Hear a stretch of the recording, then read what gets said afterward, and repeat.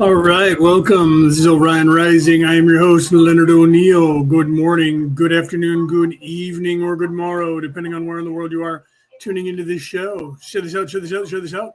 Okay, so for whatever reason, I'm not seeing the chat from Facebook in the StreamYard Messenger. I'm not quite sure what's going on there.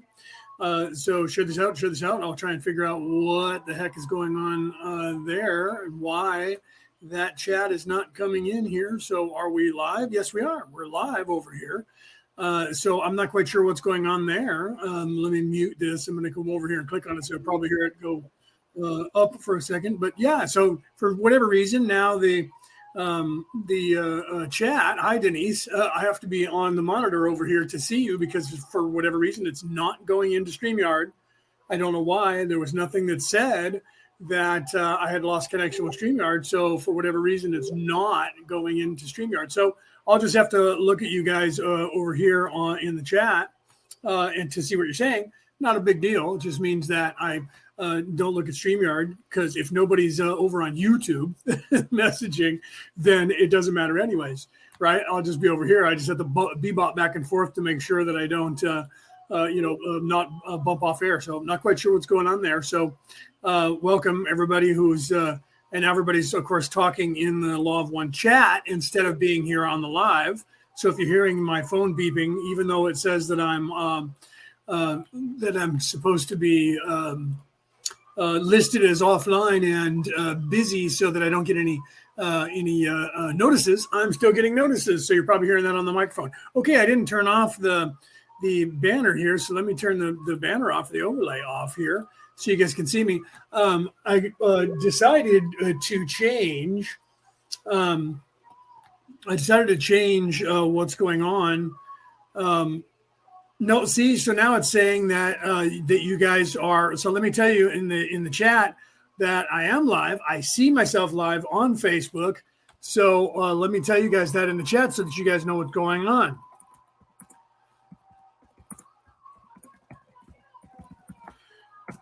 So I put that in the chat, and I will have to share the link in there because everybody's, for whatever reason, thinking I'm not here. So you guys are having a hard time finding it. Some of you are having a hard time finding it in the chat.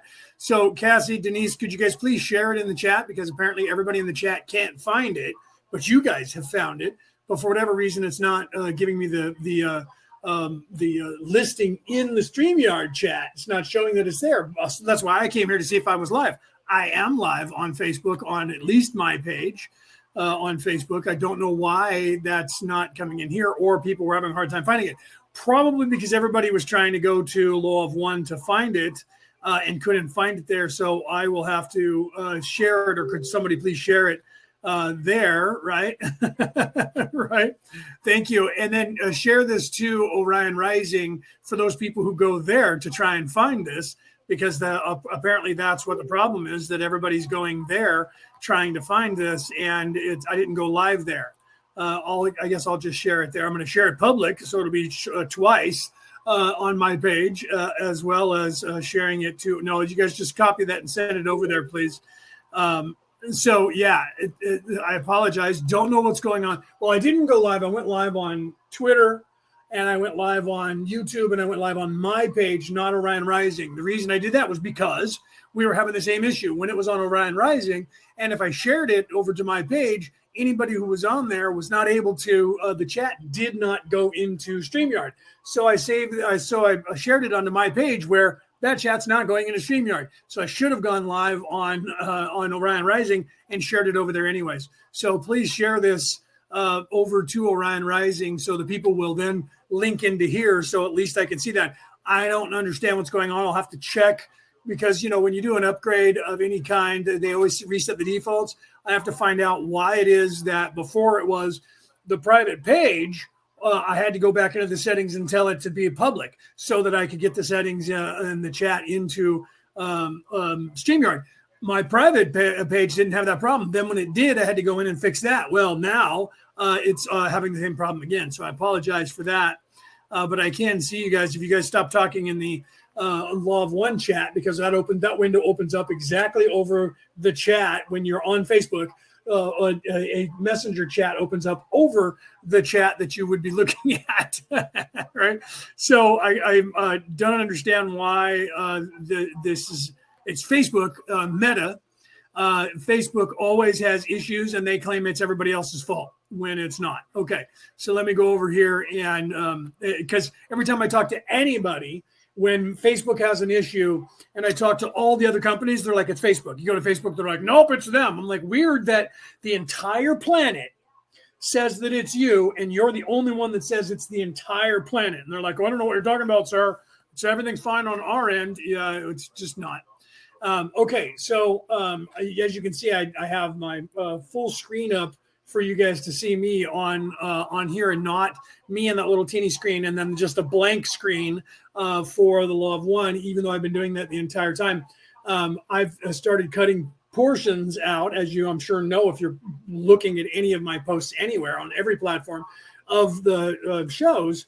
And the problem that I'm running into is that when I go to edit that, I have to zoom in to that picture of me like this. And that lowers the quality because I'm zooming into the picture and then I have to record it. So I decided, well, there's nothing to see anyways. It's not like before where the words were there for you to read. So I got tired of doing that when I was cutting out small 2-minute clips to post on all over TikTok and Instagram and Twitter and Facebook and YouTube. I got tired of having to blow that up every single time. And then I didn't like the quality that it, even though I was recording it in what is that, 1080 HD, it was still not good quality. So I decided then I'm going to record this the way I do in high quality, so that when I do that and I'm blown up on the screen already, when I then record out pieces of the shows for the rest of the world to see as a promotion for people to start coming and listening, then I don't have to lose the quality when I do that. And there was nothing to see anyways besides my ugly mug. Okay. So, like I said, I'll keep checking the chat to see if you guys are there and what you're saying. Hello to everybody. Hi, Cody. I see you there. Hi, Rick. I see you there. I said hi to Denise. She was there. I don't know who else is here. So say hello to me in the chat so I know you're there. Okay, so I'm going to go ahead and do a sound check for you with the Law of One with Ra, and then we'll just go ahead and start. Let's start with full moon tomorrow, right? So that's kind of cool. It literally is. I don't know what time. I didn't check the apex. Usually I look at the exact time. But I'm a Virgo. So if you're a Virgo on the planet and you're listening to the show anywhere within the next couple of days of February, today is February 23rd here in where I am in California, February the 24th, if you're over where Rick is in Australia. But either way, the full moon is tomorrow. And if you're a Virgo, then the Christos oil is going up, or has gone up your spinal column, the Kundalini energy, and charged with energy, and it is just about to start resting in your brain for that 2.5 days, which starts tonight. As wherever you are in the world, in about 12 hours from now, a little bit less than that. I didn't check the exact time, but it's somewhere between 9 p.m. my time and it's 3 p.m. my time right now, and midnight my time. So wherever you are around the world, that oil is in your brain, lying dormant for the 2.5 days. So no debauchery, no sex, no eating of the tree of life. And you will have an illumination at the end of that. So somewhere around Monday, if you're West Coast America time, so Tuesday, if you're on the other side of the prime meridian, you will have that unless you eat of the tree of life. So full moon, extra energy, possible illumination for all Virgos if you abstain from debauchery and sex and drugs and rock and roll. You can listen to rock and roll for the next 2.5 days or 3 days. You could even push it out to 4 days. If you can handle that, do it. And so full moon tomorrow, craziness going on in the world. This is also a leap year. So this month, February has 29 days instead of 28 days. So literally happy leap year for those of you around the world that pay attention to that. There's one extra day on the calendar. So instead of being 364 and a quarter days, it is now 365 and a quarter days this year. And that day that was added is always added on February Don't ask me why they decided to do that. I probably knew that at one point, but never looked it up. Right. So, but that day they add at the end of February. So instead of being 28 days, it's now 29 days for just this year alone. Okay. So I'm going to go ahead and do a sound check for the Law of One for Raw here. And you guys let me know if you guys can hear it okay. And if I have to turn it up or not, we'll figure that out. All right. So here we go. March 20th, 1981. 41.0 Ra. I am Ra. I greet you in the love and in the light of the one infinite creator. We communicate now. Okay, so week number 80 for the Law of One, 80 weeks. You realize that's almost 2 years, right? 52 weeks is 1 year, and we're in 80 weeks, week 80 for just doing the Law of One the second time. That's pretty cool. Session 41 of the Law of One. Thank you. Cassie said that sounds great. So yeah, that's cool, right? That, we're crazily into the Law of One again. Almost 2 years. When I did it the first time, I rushed through it in 2 years and 10 months. If I keep going the way we're going here, doing it now this way, it'll take longer than that, but it'll probably go away before then. Once my book comes out, I'll probably continue talking about the Law of One, but stop doing the classes. We'll see. Depends on if I have time to still do that with my book and things with the book and how that's going, right? So that's in the editor. It's supposed to be back to me by probably at the latest the end of March. So April, then I have to go over the first run of what they did with the editing and approve and disapprove, and then they have to give me the second version of it, second draft. And until we have that hammered out, I have no idea how long that's going to take.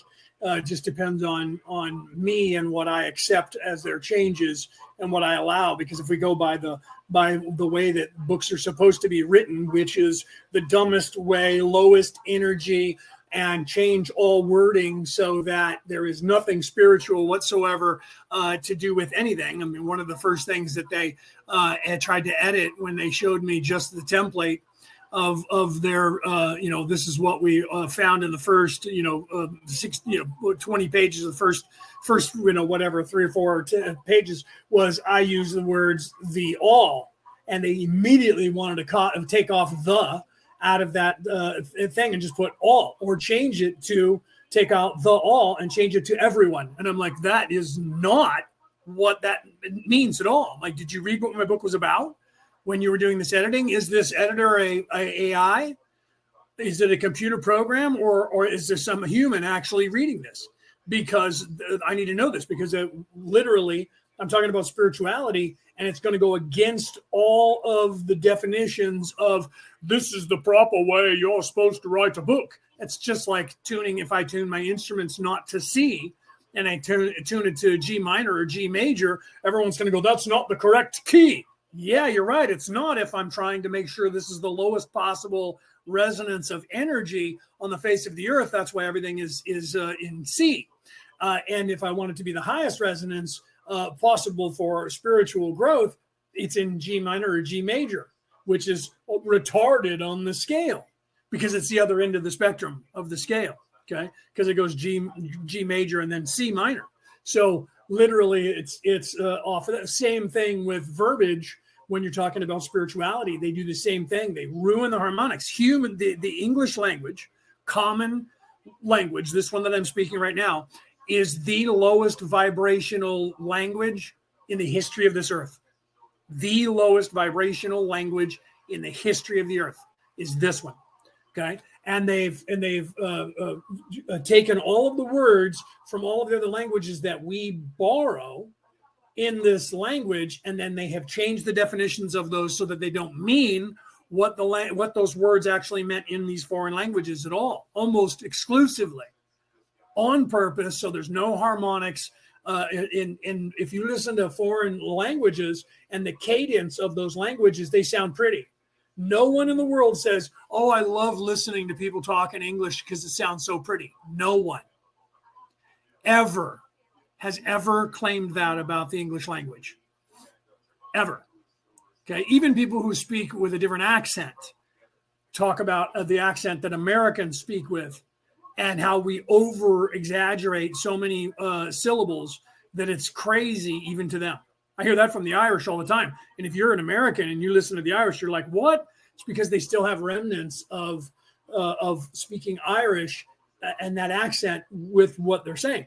This one right here is too close. And even for the English, what they speak in England actually sounds a better cadence than this American one. They don't over there say, oh, I love listening to Americans talk. No one around the world says that about this common English that we speak in this country.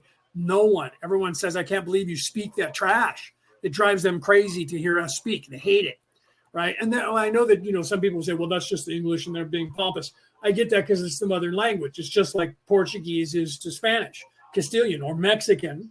All the languages that people speak in Americas and the Americas, South America, North America, and Central America, and the Castilians in Spain speaking that proper Spanish, they say the same thing about these languages because they are bastardized compared to the original language. American is no different.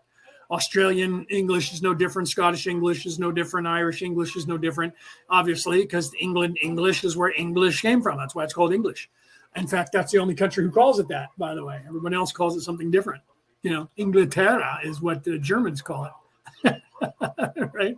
Engelsk is what the Swedes call it, Engelsk, right? Every language calls it something different. Okay, so let's get back over here. Let me go back over here so I can start the law of one. And let's play some more of this for you guys. Let's get into that. That's my full moon. If you're a Virgo, Christos oil, leap year, extra day, February 29th, in my language synopsis. Here we go. 31.1 questioner. I have one question of logistics to start with. I know it's a dumb question, but I have to ask it to be sure. There is a possibility that we may have to move from this location to a location 1,000 or more miles from here in the future. Will this have any effect at all on our contact with Ra? Ra, I am Ra. This is not a foolish question. The location is meaningless, for are we not in the creation?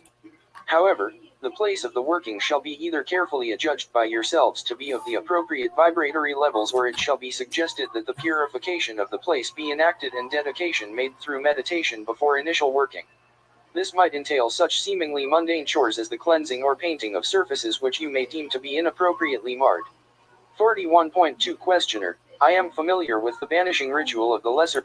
That's funny, Cassie. I wanted to stop there because Cassie said I hear that from Pamela all the time. She told me that too, about the way we over accentuate everything. And then Rick said I like to sing loud, pretending to sing what is it, Aboriginal, right? The sound naturally rolls off because it does, right? Their language does roll off your tongue a little bit more. But here's the weird thing about the common English is that, and this is where I differ, and then we'll get back to the law of one again.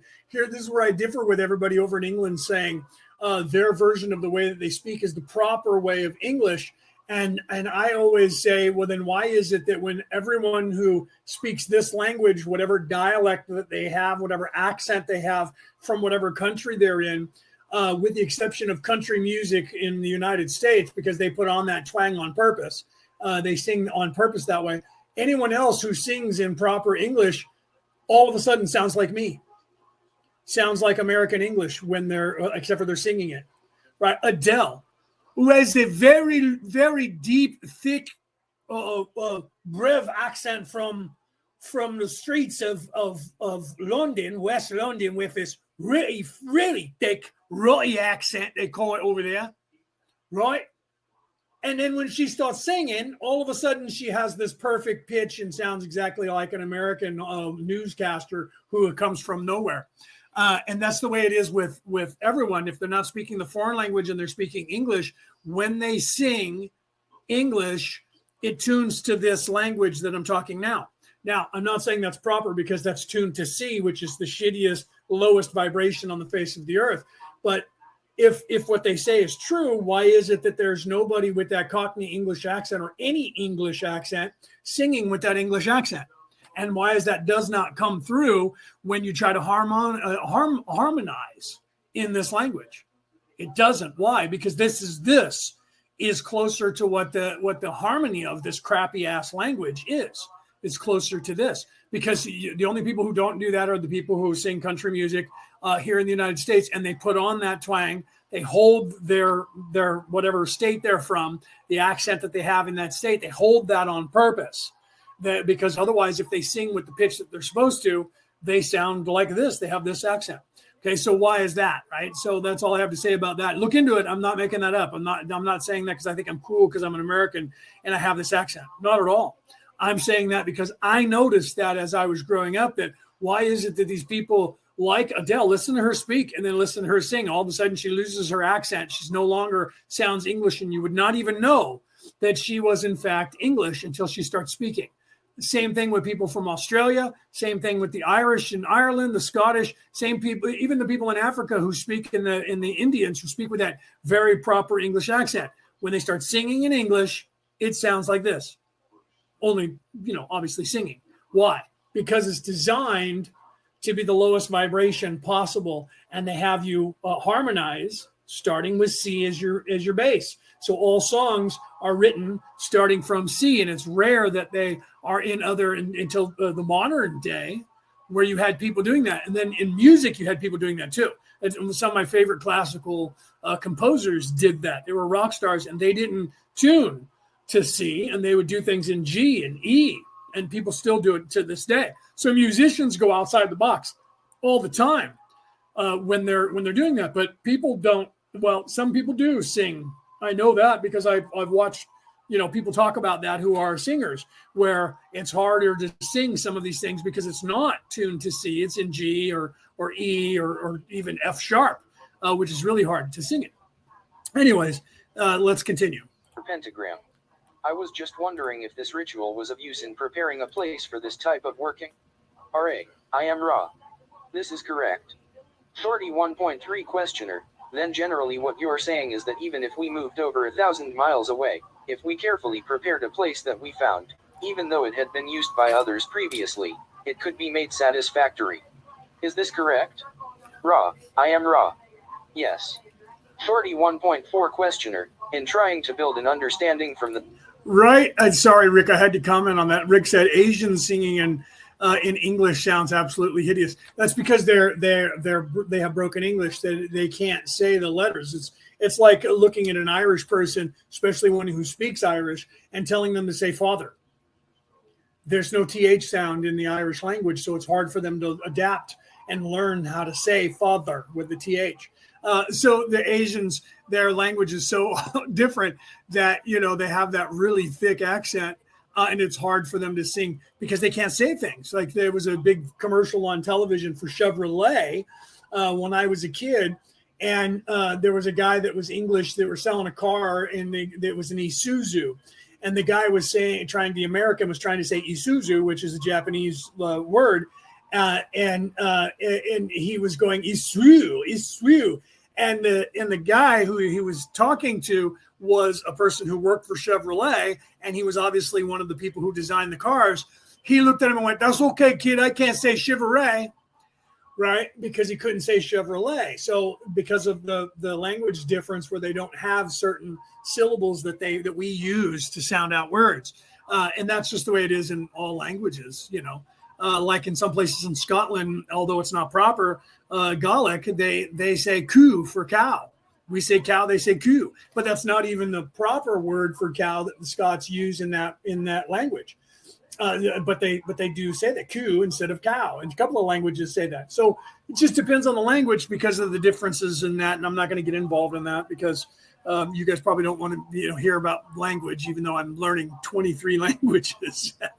So I understand the logisticals of the linguistics of languages, and so unfortunately I get involved in talking about that, and people are like, "Oh, we don't care about language, dude. Thanks."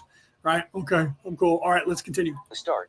You might say, starting with intelligent infinity and getting to our present condition of being, I am having some difficulty, but I think I should go back and investigate our sun, since it is the sublogos that creates all that we experience in this particular planetary system.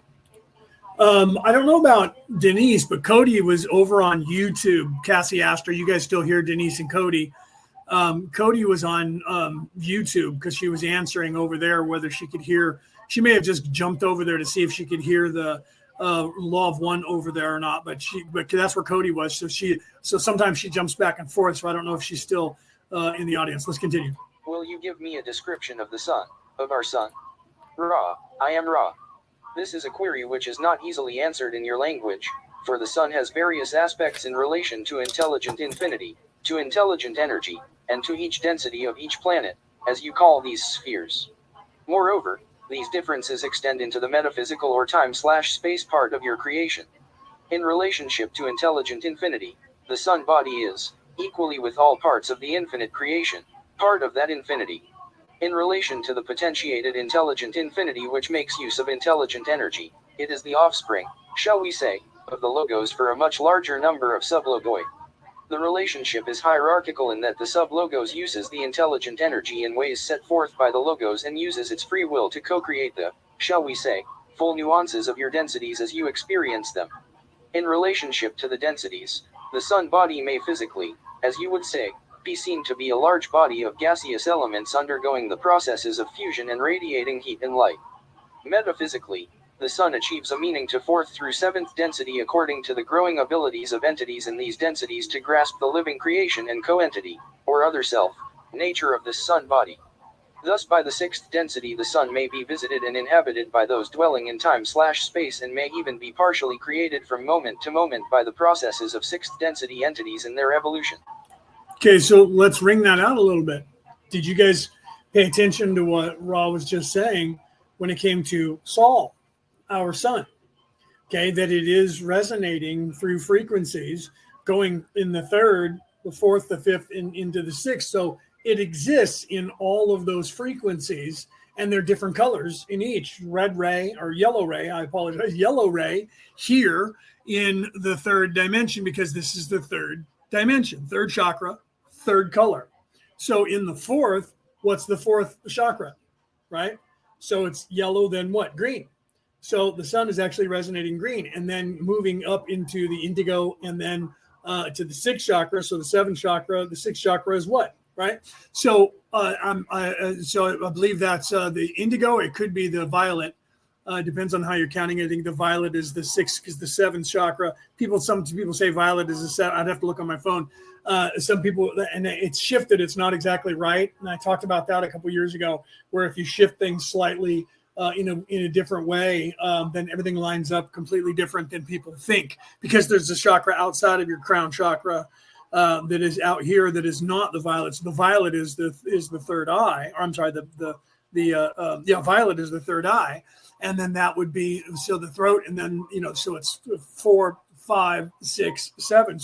So the indigo, which people equate to knowledge and speaking, is in fact the chakra that is not in your third eye.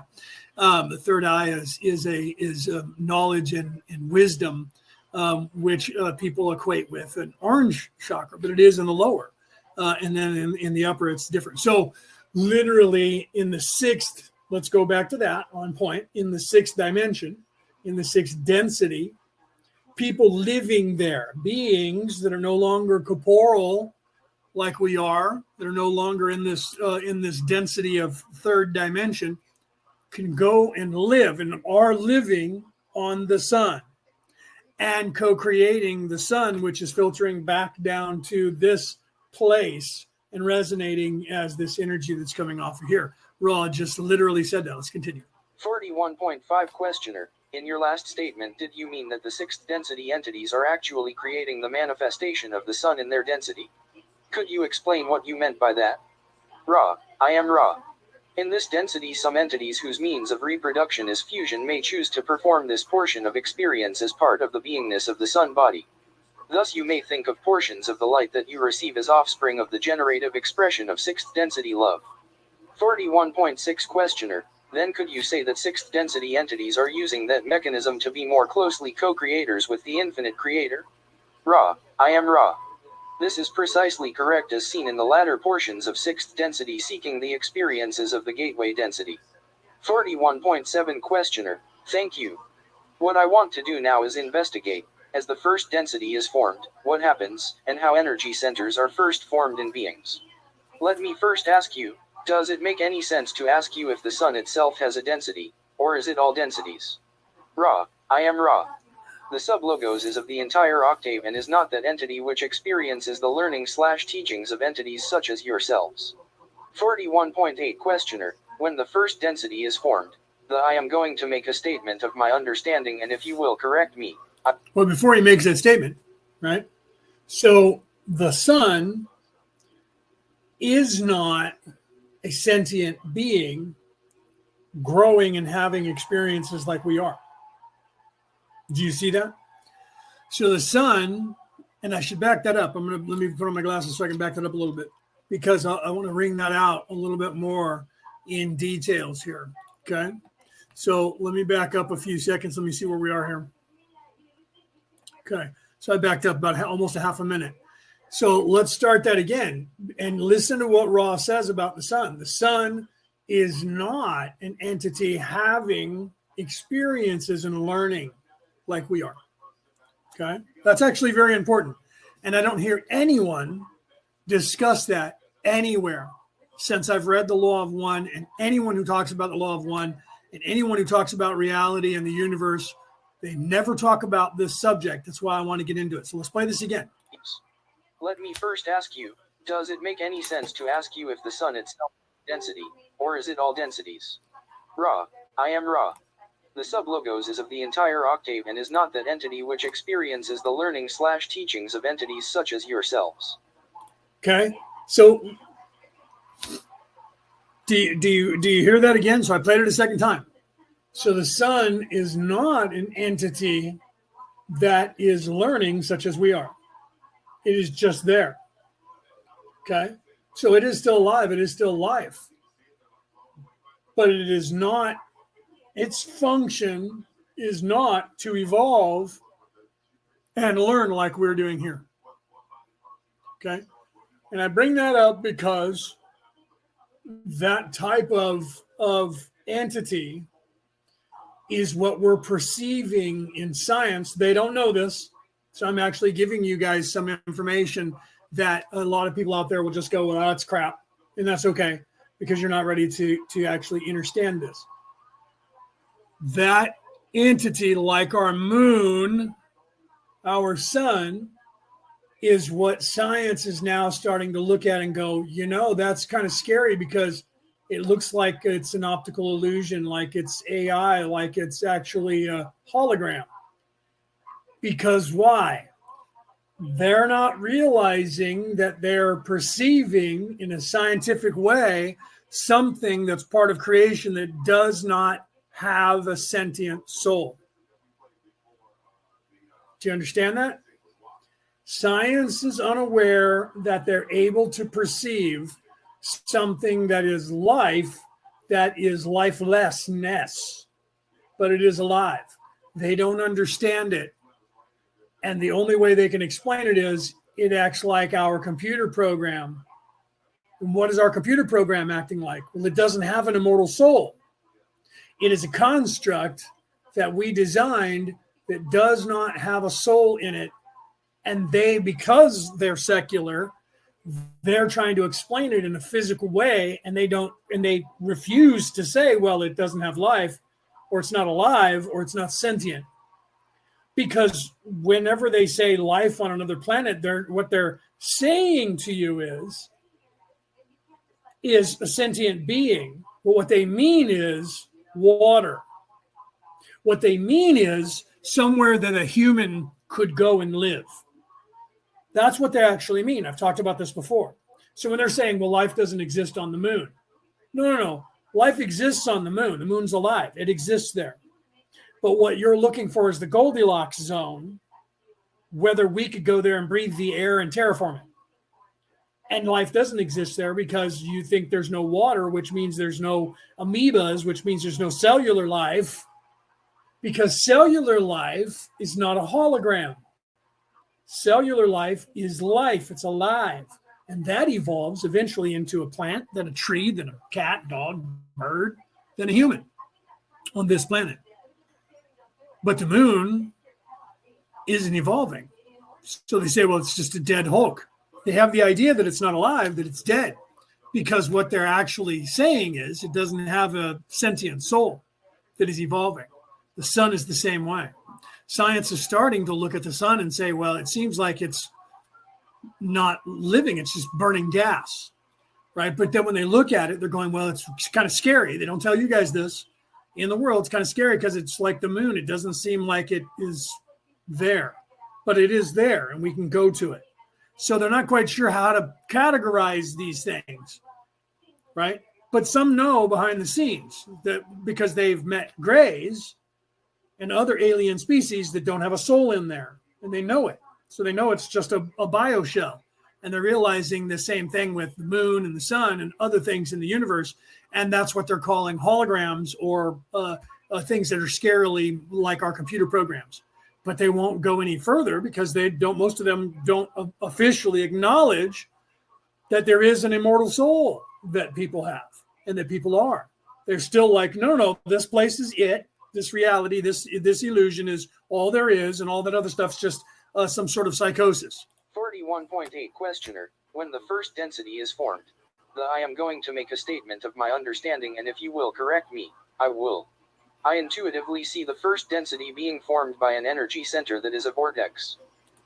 Yeah, Rick said they say that the moon is man-made satellite. Well, not officially, they won't tell you that, but it wasn't created. A lot of people say, well, if you take all the land mass and shove it together as it currently is, right, which when they say, let's go with that, then there's the spot where the moon broke out of, that the moon fits perfectly. Weird, because when the moon, if it did in fact go bloop off from the Earth, the Earth's water table was about 1,000 feet lower than it is today. So the moon wouldn't fit into that blob anymore if you had Pangea. The moon wouldn't fit. Right, but they never mind that now. So the way the Earth is now, if you slam everything together, it fits perfectly. Okay, so it fits perfectly. That means that this is the way it always was.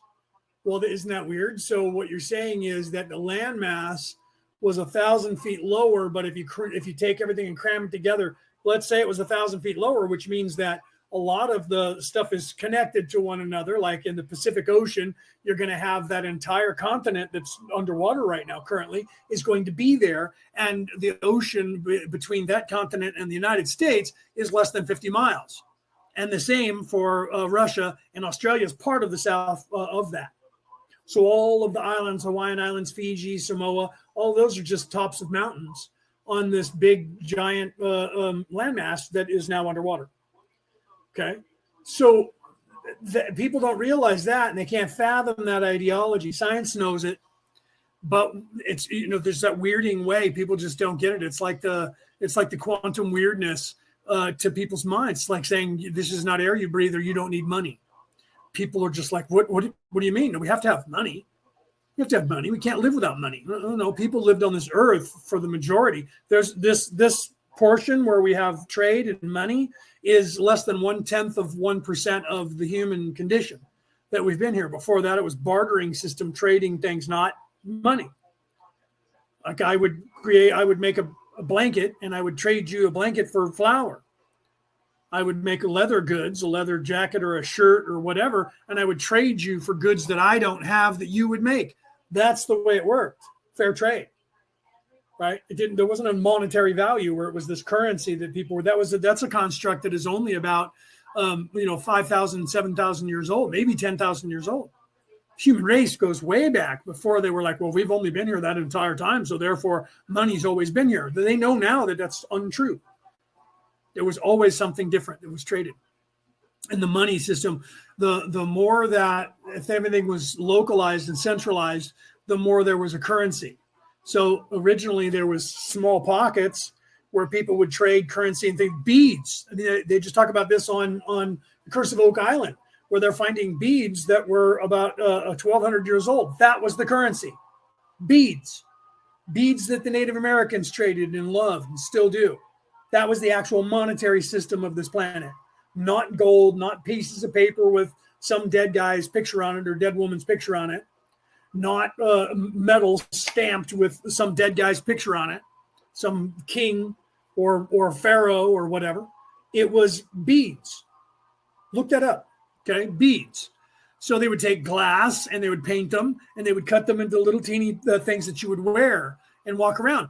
Here's something that most people don't know. Let's just go back to the 1100s with the currency of the realm of the Pacific Ocean or the Atlantic Ocean, where the Spanish Main, which is now the Bahamas in that area of the world, that whole entire island area over there. People traded mostly gold and silver and stuff like that. Now, everyone assumes that it was coin. It was not. People used to walk around with gold chains. This is why we have gold and silver chains that people wear today.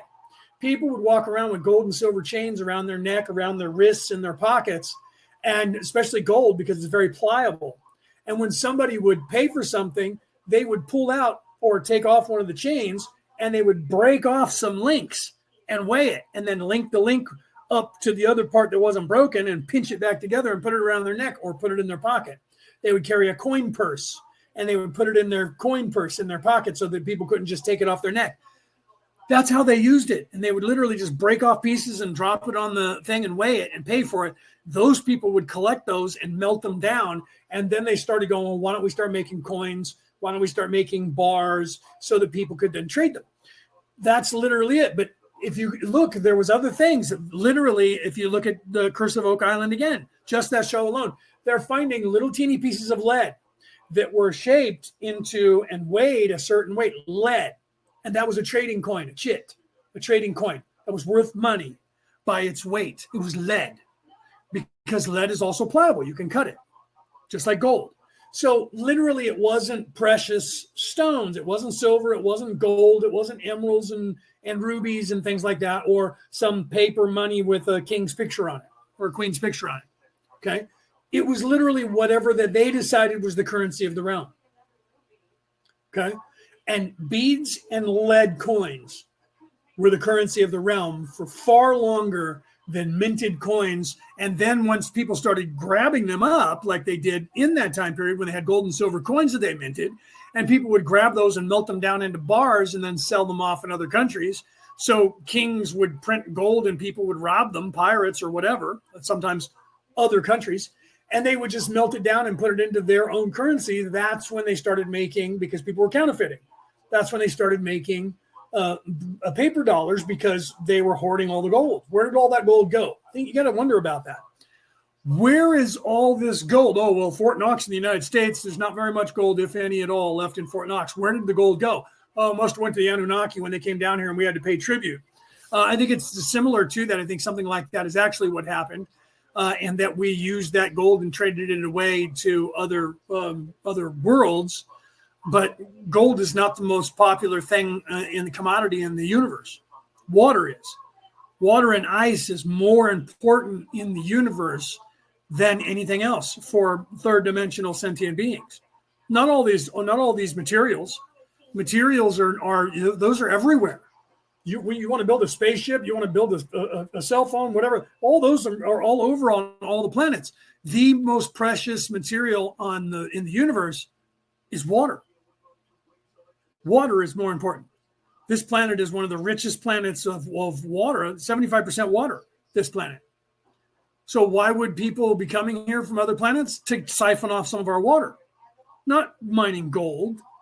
Gold is everywhere in the universe. You can find it on all, even they're starting to realize now that the moon has precious minerals. In fact, if they were smart, they would start using the minerals from the moon. You should look this up, because they don't want to do this right now, because the moon itself, the dust on the moon and the dirt on the surface of the moon can fuel this entire planet for about 10,000 years. Not a joke. Not a joke at all. And then there's like a moon, like Io, I think. There's a moon out there on another planet that is completely natural gas, liquid.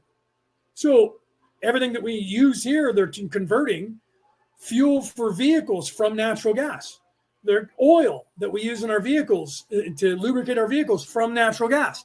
There's a moon out there that we would have enough natural gas on that moon, lakes of that gas on the moon that is literally water now. Okay, like mercury, but it's not mercury, right? that is out there in this solar system that we would have if we went out there and claimed it and started mining it and bringing it back here. We would be able to expand the all of the fuel on this Earth for another 100,000 years. So just from two moons that we currently are aware of, and there's more. I'm not going to get involved in all that. Everything down here becomes null and and cheap and free. So we can't have that. So we don't want anyone to know about these things, because it's not like we can send a spaceship out there and mine it and come back. Wait, yes, we can with the technology that we currently have.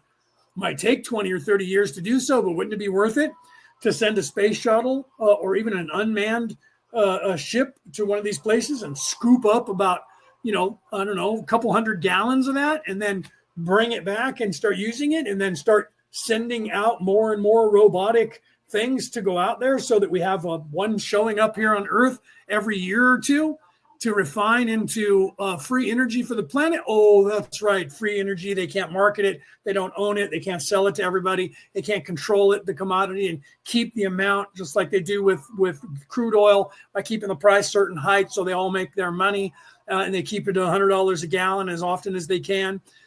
So they all get richer and richer and richer. Okay, let's continue.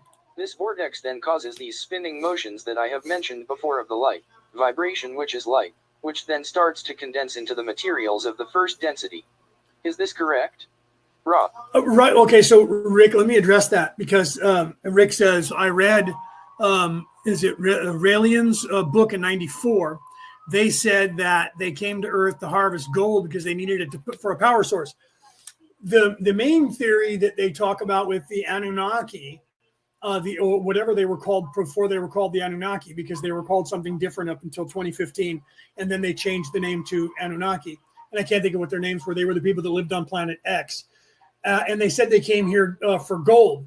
And what they said, and this is 94. You're saying this guy wrote the book, and that they needed it to power something. Okay.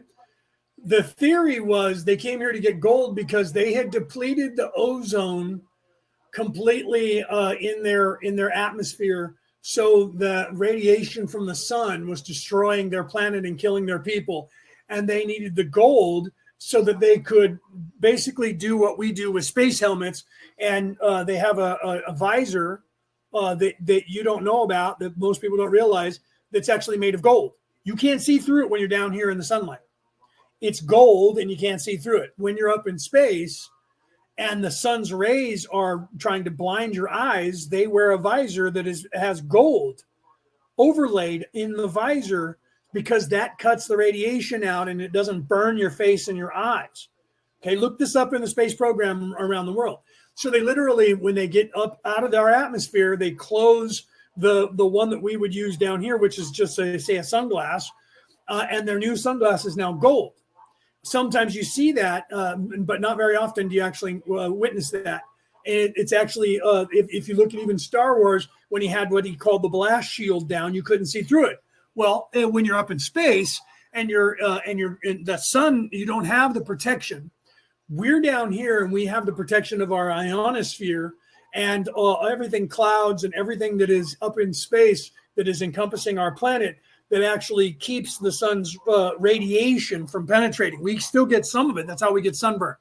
Okay, the sun still penetrates. But when you look directly at the sun, when there's a solar eclipse and it gets really powerful, and they'll tell you don't look directly at the sun, because at that moment the sun's rays are amplified. Okay, by bending around the moon. And the light that's coming off is literally reflecting off of the moon, and it's amplifying the sun's rays, and they're penetrating more into the radiation is penetrating more into our atmosphere. And if you look directly on it, it could burn the retinas in your eyes, and they can give damage, if not blind you. When you're in space, there is no protection. You're outside of that protection. So the sun is like 1,000 times more bright when you're up in space than when you're down here. So you have to have shielding so that it doesn't burn your eyes, and they use gold. So the theory was these aliens claimed that they had destroyed theirs protection, and they needed the gold because they were putting it up in their ionosphere to block the sun coming into. But they didn't have any gold on their planet, but they knew what gold was. Well, what is that? Did they deplete all of their gold? I mean, we need to know the history of that. So literally, this is what people were claiming. But if that's the case, why didn't they stay here? If I'm a conquering race and I'm coming down, or a race that created the humans, and the gold is the most precious thing that we need to keep our civilization alive, why is it that they came here, got gold, and left? They supposedly created us because that's what everyone says. So you have to ask yourself, why would you, if I'm a race of beings who came to the earth and there was just monkeys here, and I said, you know what, we need to make them a little bit smarter so they can do some work for us because we don't want to have to do the work ourselves, so we'll create a slave race.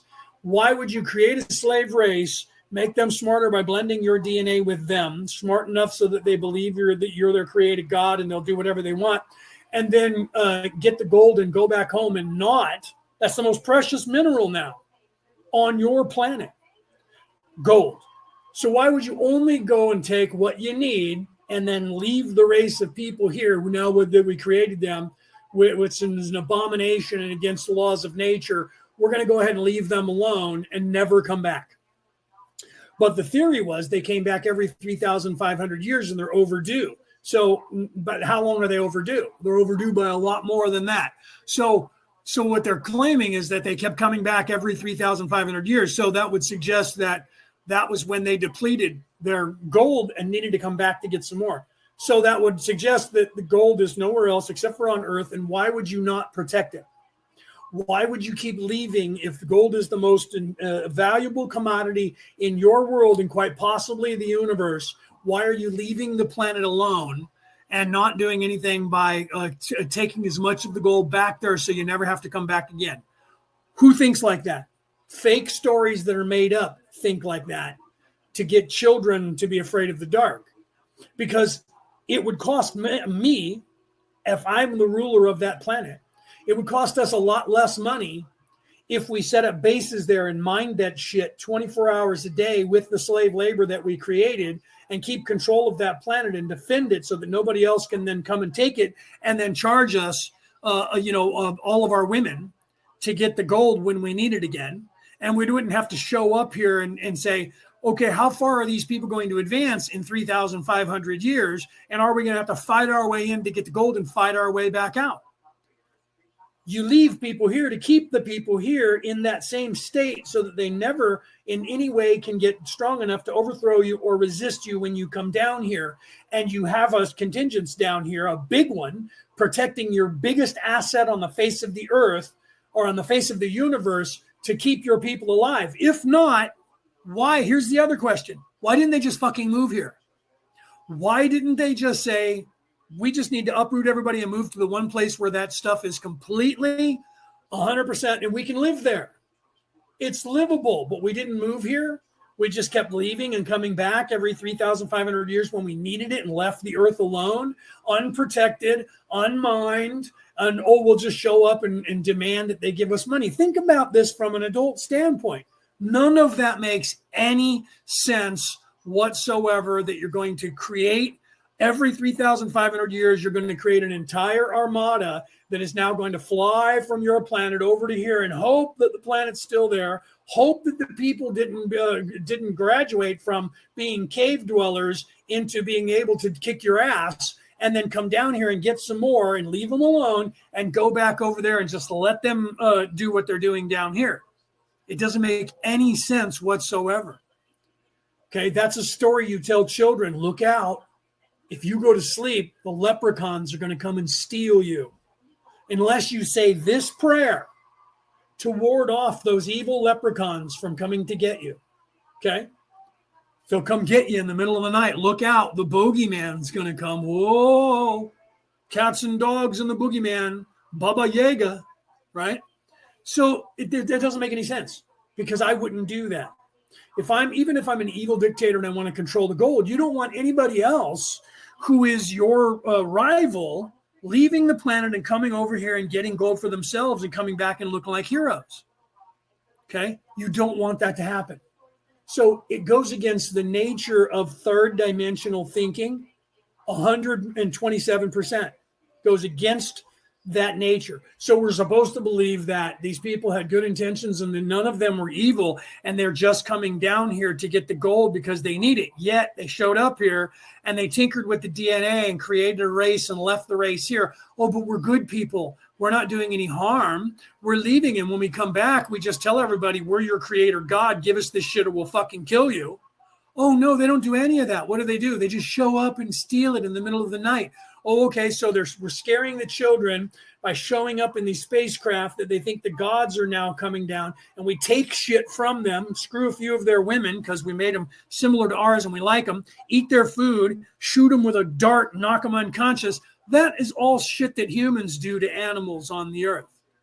Okay, so do we do that to animals? Do we go and rob them of materials? No, we just move them out of the way and we go and do stuff. So is that what they're doing to us? They just come down here and move us out of the way and take the materials and then leave? Well, if that's the case, how come nobody has heard from them and they're overdue? Did they solve their problem and they were good people and there's no reason for them to still come and get gold? That doesn't make any sense at all. It makes zero sense. Do they find it somewhere else? They don't care about us anymore. We're no longer of any need to them, so they don't care. They've discarded us. Would we do that to monkeys? Well, we're going to teach the monkeys, but when we're done with them, we're just going to discard them and then go off and do something else. That's a construct that humans would do. So if our nature is to do that here on this earth, then that means your nature is going to be pliable across the board. So that means that all other portions of our nature would be applied. We wouldn't do that and don't. Here's a perfect example. Look where all the gold is and how many wars are fought over that gold. Look who owns the diamond industry in Africa. They didn't leave. They didn't come in there. The Jewish people and the Spanish people, and that now it's mostly the Jews and the Germans, didn't go to Africa and mine the diamonds and then leave Africa and leave the diamonds there. Why? Because they knew that the black people who lived there would start mining the diamonds, and then they would have to come back and take them from them. See, they were okay with that when it was black people selling black people, and the black people said, you guys can't come on our land. So the Portuguese would sail offshore, contact the people on the beach and tell them we need 150 more of them naggers, and they would bring some out to them and they would give them money and they would sail off and go to America or whatever other part of Europe and sell them off to other white people. Okay. So is that what we're saying that they're doing is the exact same setup, right? So they show up here and they go, don't forget who we are. Well, eventually, see, the black people in Africa said, we're not selling you these people anymore. We're going to start selling them ourselves. And that created a war. And that was when the end of slavery started, because then the people started, trying to kill the kings of Africa to get a hold of the black people. And the black people fought back. Remember that? The English went there and the Shaka Zulu and the Zulus killed the English. What was that about? Why were the English over there trying to dominate the black people? Was it because they were trying to mine the diamonds? You never hear that. You just hear them fighting against the black people in general. Why? Because what? They were trying to rule them. The Indians were the same.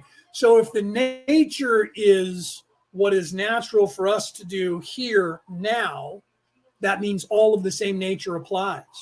You don't have an entire species of, well, we come and raid for the gold, but we don't harm you. We leave you there. We're your creators, and we just want a tribute, and we're going to go back home and leave you alone. And we're going to hope that you stay just as dumb as you are. That doesn't make sense. It doesn't make any sense. You don't leave people on their own, because they're going to know that you're going to come back and they're going to start saying, we don't want them here. And they're going to defend against that. Look at how humans are on this earth with other humans. The entire Roman legions of Rome, the only reason that they exist is because they had to defeat the Greeks and protect themselves from the Greek phalanx. And the Greek phalanx was exactly what the Vikings were using, the same phalanx. Okay, so the Romans had to adopt that same phalanx and to defend against that same phalanx to stop the Greeks from taking over their territory and to stop the Vikings from taking over their territory, and eventually moved out to try and take over all of their territories. This is the truth. Okay, so literally people will, if you keep getting beaten by the same team in football in the United States, They design their team to defeat the team that keeps beating them all the time. San Francisco 49ers would be smart if they want to defeat the Kansas City Chiefs, who they've lost to twice in the Super Bowl, is to design their team to defeat that type of team, which is what they were trying to do, and they don't want to get involved in that because they screwed that whole thing up. Okay, and they know that. That's why they fired their defensive coordinator the day after the Super Bowl. Okay, and I knew it while it was happening. They're never going to beat these guys. I didn't think they were going to beat the Ravens. They didn't have to play them, or they did play them. I was worried about them defeating the Ravens, the Cowboys, and the Kansas City Chiefs because all of their offenses work exactly the same, and their defenses. And the San Francisco 49ers couldn't beat the Kansas City Chiefs because of the type of defense they were playing, even though they were trying to design their defense. And that is what humans do to other humans. So if we're to believe that they're coming to raid Earth for gold to fix their shit in their planet, and then they're leaving us alone, they're not going by the same standards. So that means that that's not why that any of that is happening. It's a fable. It's a story. It's something that was made up. Were people coming here and raiding the Earth? Yeah. But I don't think they were here just for that yellow gold thing that they claim. There was something else. There was another reason that they were here. Were they taking some gold? Probably. That's not the whole reason. It's not even the gold that they were here to get. As a matter of fact, the gold that they were here to get was white gold. It was actually ormus. That is actually very rare. That rare earth element that only exists in salt water is one of the most precious things in the universe. It's not gold. We have so much gold, we put it in alcohol. We have so much gold, they put gold plating on cakes. We have more gold than we have any other commodity on this earth, even more than oil. We're never going to run out of gold, but we're going to run out of oil to make gasoline. We're never going to run out of gold, but they keep claiming here in America that we're going to run out of silver. Okay, but that's just not true. Okay, so where did all the gold go? Let's get back to that. We had a bunch of gold, and now it's not here. If they had literally mined all this gold, it should be sitting around because they could have been mining it and mining and mining it. The Europeans were stealing it from the Americas for over 1,000 years. Where did it go? Where is it? There's got to be a dragon somewhere named Smaug inside of a mountain laying on a trillion decaliters of gold somewhere that somebody's hoarding. So if that's the case, why did they change to paper money? Because they wanted to make everything. Where's this El Dorado? So we have so much gold that it is so commonplace. My point is, it's not really worth as much as you think it is. They have to convince you that it's rare. Gold's not rare. Diamonds are not rare. What they tell you is rare is a lie. The paper money is not even rare. They just print it. So it doesn't pan out it doesn't go past the smell test of an adult, that there's a race of beings who created us who show up here every 3,500 years because they need it. They need the gold for something, and they're not staying here and just keeping to take it. Because why would you spend that money to fly all the way to another world to get just what you need right now for 3,500 years, and then we'll worry about the rest of that in 3,500 years, and now we may have to come back, and they might be where we are now, and we might have an interstellar war to get it. Never mind that. We'll just blow everybody up and kill them. It's not going to happen, bro. All right, let's continue. I am Ra. This is correct as far as your reasoning has taken you. However, it is well to point out that the Logos has the plan of all the densities of the octave and potential completion before entering the space/time continuum in first density. Thus the energy centers exist before they are manifest. 31.9 Questioner, then what is the simplest being that is manifested? I am supposing it might be a single cell or something like that. And how does it function with respect to energy centers? Ra, I am Ra. The simplest manifest being is light, or what you have called the photon. In relationship to energy centers, it may be seen to be the center or foundation of all articulated energy fields. 31.10 Questioner, when first density is formed, we have fire, air, earth, and water. There is at some time the first movement or individuation of life into a portion of consciousness that is self-mobile. Could you describe the process of the creation of this and what type of energy center that it has? Right. So Rick said that money is nothing but a bit of paper or silver or copper, worthless. Yet I'm butt fucked. Yet I'm buggered to stumbled as to why I can't gain it, because they control it the way the world economics works is that they have a demographic. Okay, everything is demographics, right? This is how it works. This is what they don't teach you in schools anymore, anywhere in the world, unless you take college courses yourself. They have a demographic. Okay, and what they do is, well, here's a for instance. Here in the United States, if you go to any fast food restaurant, if you went to a fast food restaurant 4 years ago, a meal deal was $9.99 American, $9.99. Okay, a year and a half ago, they because of inflation, because they printed so much money, they flooded the market with fake paper money. That lowered the amount of worth that the American dollar was worth. So that's what inflation is. So if you look at gold prices from 4 years ago, it was less than $400 an ounce, and it's like $1,200 an ounce now. Because when gold goes up, it's because the whatever the currency of the realm is, and currently it's the American dollar, quickly becoming the Chinese yen. And before that, it was the sterling, right? The British pound. It literally, when you have too much money flooding the market, too much paper money flooding the market, it lowers the value of money. That drives the price of all other commodities that are tangible, gold, silver, diamonds, drives that up because the paper money is not worth as much. They do the same thing. That concept is what they do to you, okay? Because they don't want you to succeed. They want you to subsist. They want you to just barely exist and get by. It's why most people in Europe don't own anything and they're renting. They're trying to do it here in the United States currently. They don't want you owning your own home because your home, you're not paying anybody for it. And then they have to charge you property tax. That's all they get out of you. So they can't have you owning that home because they don't make enough money off of you. Just like they don't try to sell you a car in the United States anymore. They want you to lease it. That's renting it. So they want you to get the new car every year when a new car comes out, and you trade that in, and they sell off that old car from the year before or 2 years before to poor people, and they charge them the same amount of money. They've already made their money because they charge you $300 to $500 to $700 a month for that car, and you rent it for a year or two, and you've already paid off what the car is actually worth, what they would sell it off the lot. Then they sell it to somebody as used, and they knock off $5,000 off of the price, and then they finance it to you so that you get charged extra money. And that way it takes you 5 years to pay off the car or 7 years to pay off the car. And you've now paid, if the car was worth $50,000, by the time you're done in 7 years, you've paid about $400,000 for that car. It's not quite that much, but it's usually double to triple. Okay.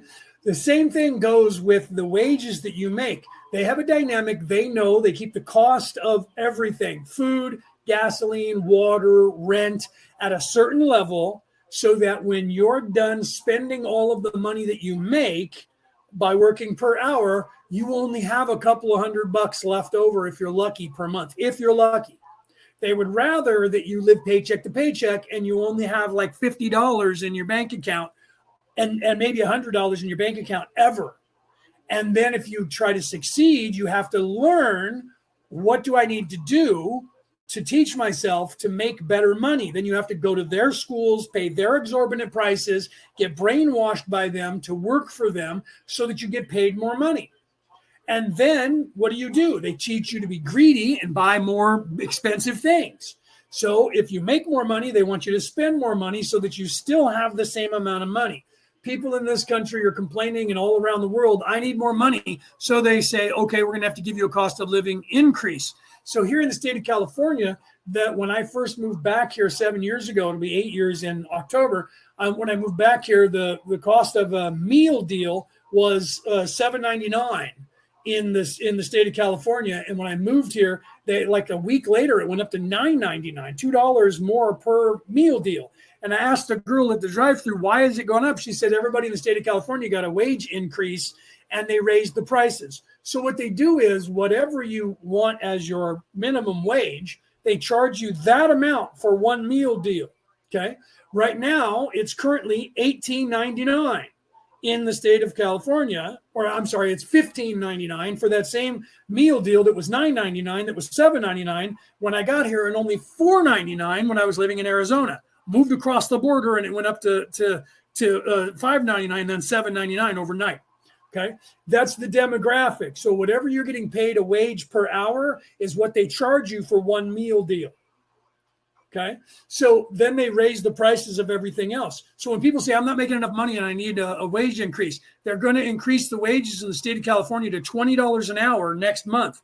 That means that same meal deal that is now $14.99 is going to be $19.99 as soon as the wage increase goes through. So a meal deal that 4 years ago or 5 years ago was $9 is now going to be $20 because people are making $20 an hour.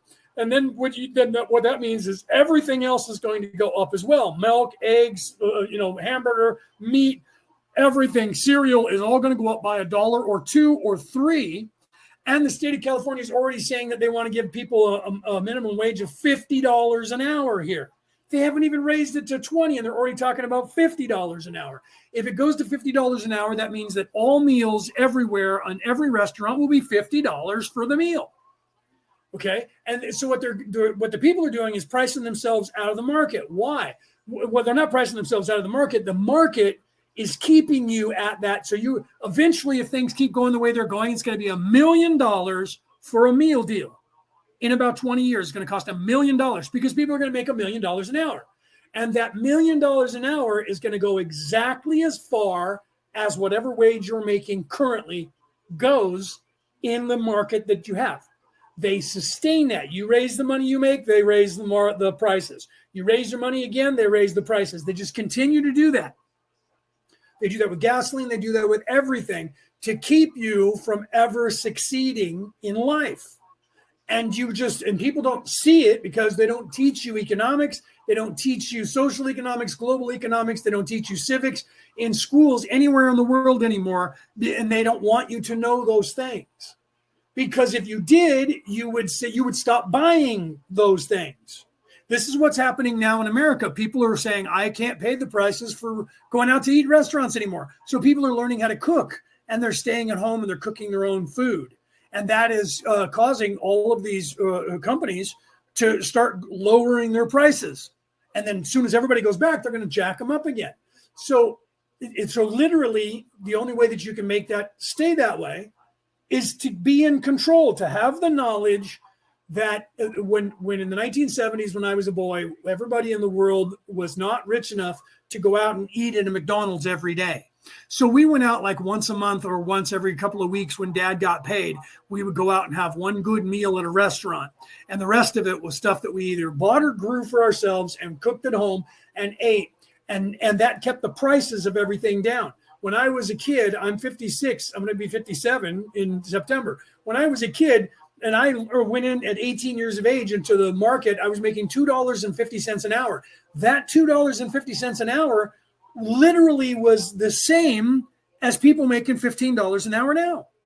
It went the exact same distance, $2.50 an hour. Why? Because gasoline was 25 cents a gallon, not $7 a gallon.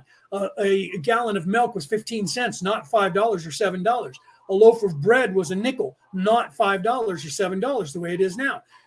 So they just raised the prices to offset the amount of money so that you never get ahead if you are complacent in and compliant with them and just do a job that they want, a menial job that they want you to do, and they don't want you to learn on your own and go to college and get a degree, because if you do, you make more money. And then they immediately want you to move out of the area that you're in, move in, and they try to tell you that if you get that rich job, we want you to live near that rich city that you get that job. Why? Because they want you in the demographic.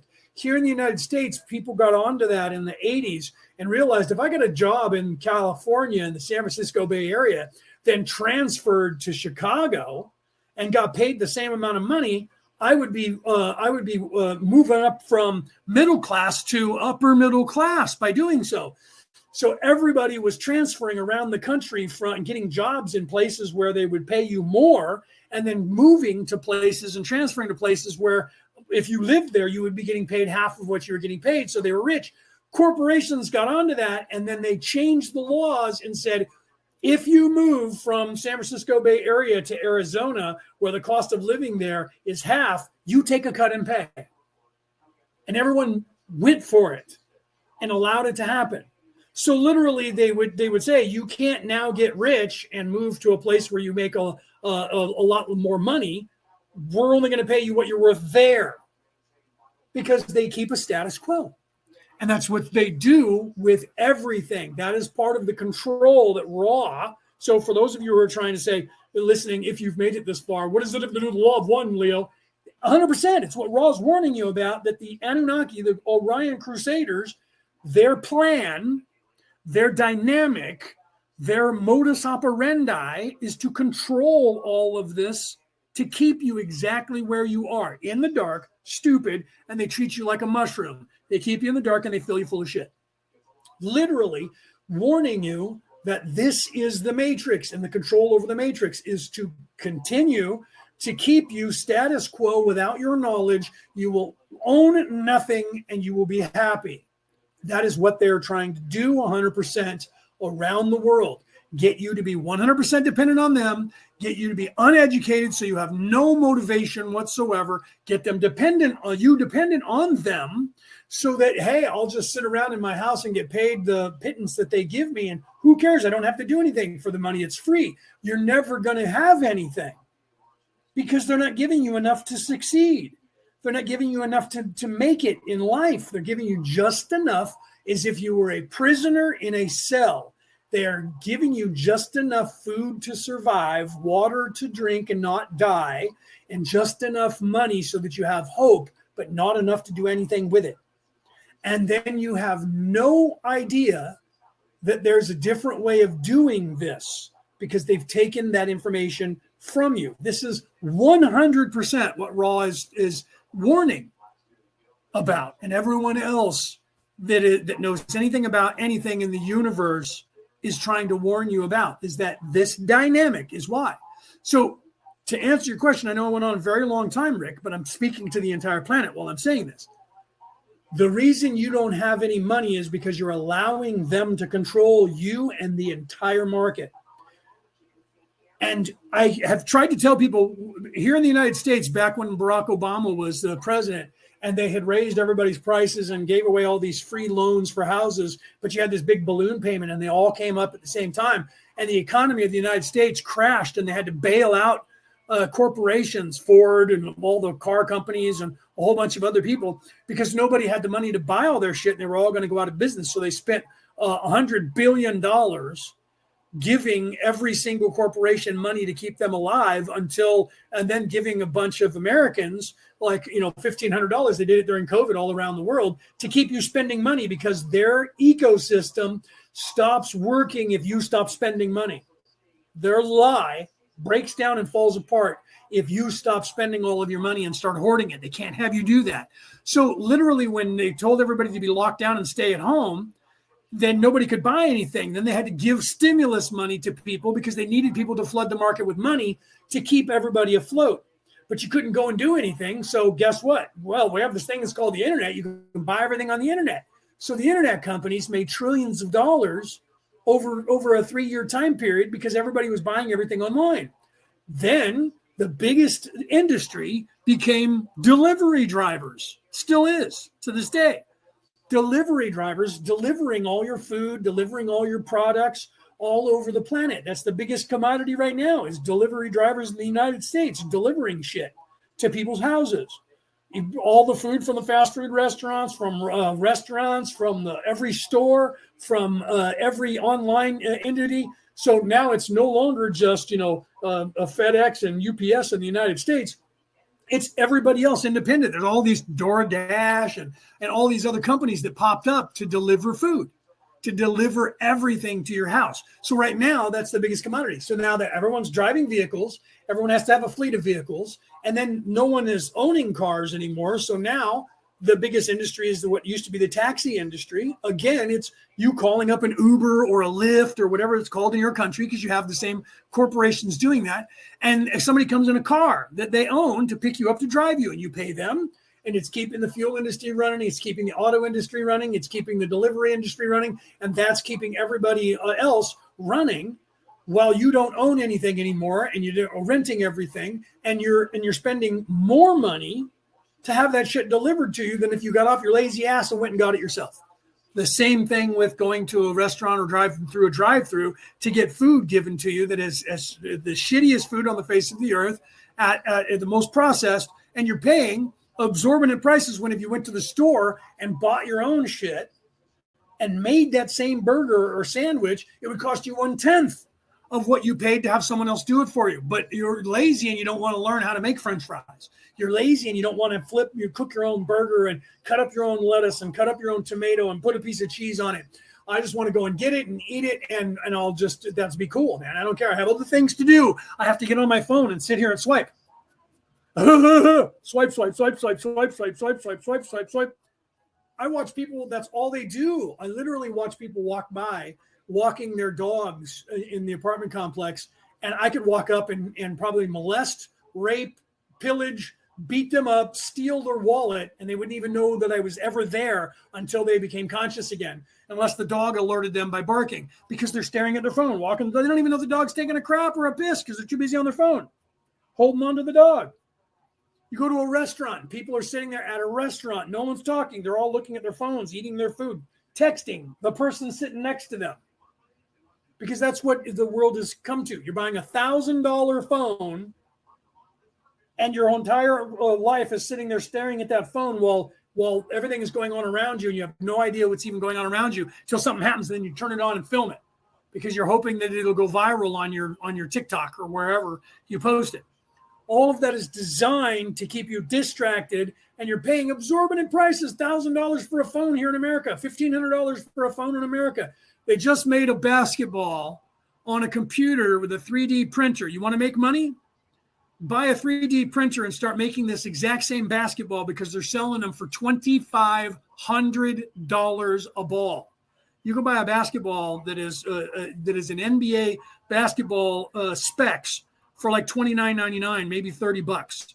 If you want this other basketball that has no air in it that was printed off of a 3D printer, it's $2,500. And guess what? They're selling out. People are buying them.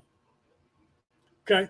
So you want to make money, get a 3D printer and make that same basketball, call it a different name, start the company up and sell that basketball. And you will make $2,500, but you'll lower the price by doing it because you're adding more to the market. Who cares? I may do that and create that company and start making that basketball and rip them off and just call it a different thing and say, you guys don't have, I'll make the openings on the basketball slightly different shape and say, this is my basketball. You don't own that shape in that basketball. And then create it. That's going to pop up. You watch. There's going to be everybody doing that. And the price of that's going to go way down because of it. But that's supply and demand. Other people with minds of, I want to make money, are going to see this and capitalize on that, just like the crock industry, just like every other industry. When the first one comes out, it's novel. Everyone wants it. There's mass hysteria and people start knocking it off and they start making their own version of it. And then the price goes way down. And then what they do is they try to do a brand name and say, well, this is the real McCoy. A real McCoy is worth $10,000. Or you can get this other one that's not a real McCoy. They sell you on the name brand. It's just a fucking cup, like the Stanley Cup. Stanley is a company that made cups and made drink cups, and it's made of metal. And they sold everybody on the idea that this one costs $75 and you have to collect all of them, and people are going to jail because they're ripping them off and people are buying them. It's a freaking coffee cup. Okay, this is China. This is China. 50 years ago, this would be worth $1,000 or more for this one cup. Okay. And now no one cares that it's fine China from China. It even says it on the bottom. This is fine China. I could set this out on the street right now, put a sign on it saying fine China, and people would walk past it and put a steel cup by Stanley next to it, and people would steal that and leave this here. And this was in the rich industry of the rich people around the world for the last 1,000 years. This was the most expensive cup you could use, and I'm pouring coffee into it and tainting it with coffee. Because no one cares about China anymore, because that was 100 years ago, and that was a brand new to the world, and it was worth thousands of dollars. Now it's no different than this piece of glass that is a peanut butter jar that I've kept and I'm recycling to drink out of. Okay, no difference in price. Absolutely useless. If I set them both out on the street, people would walk by them and go, what the hell are those things doing here?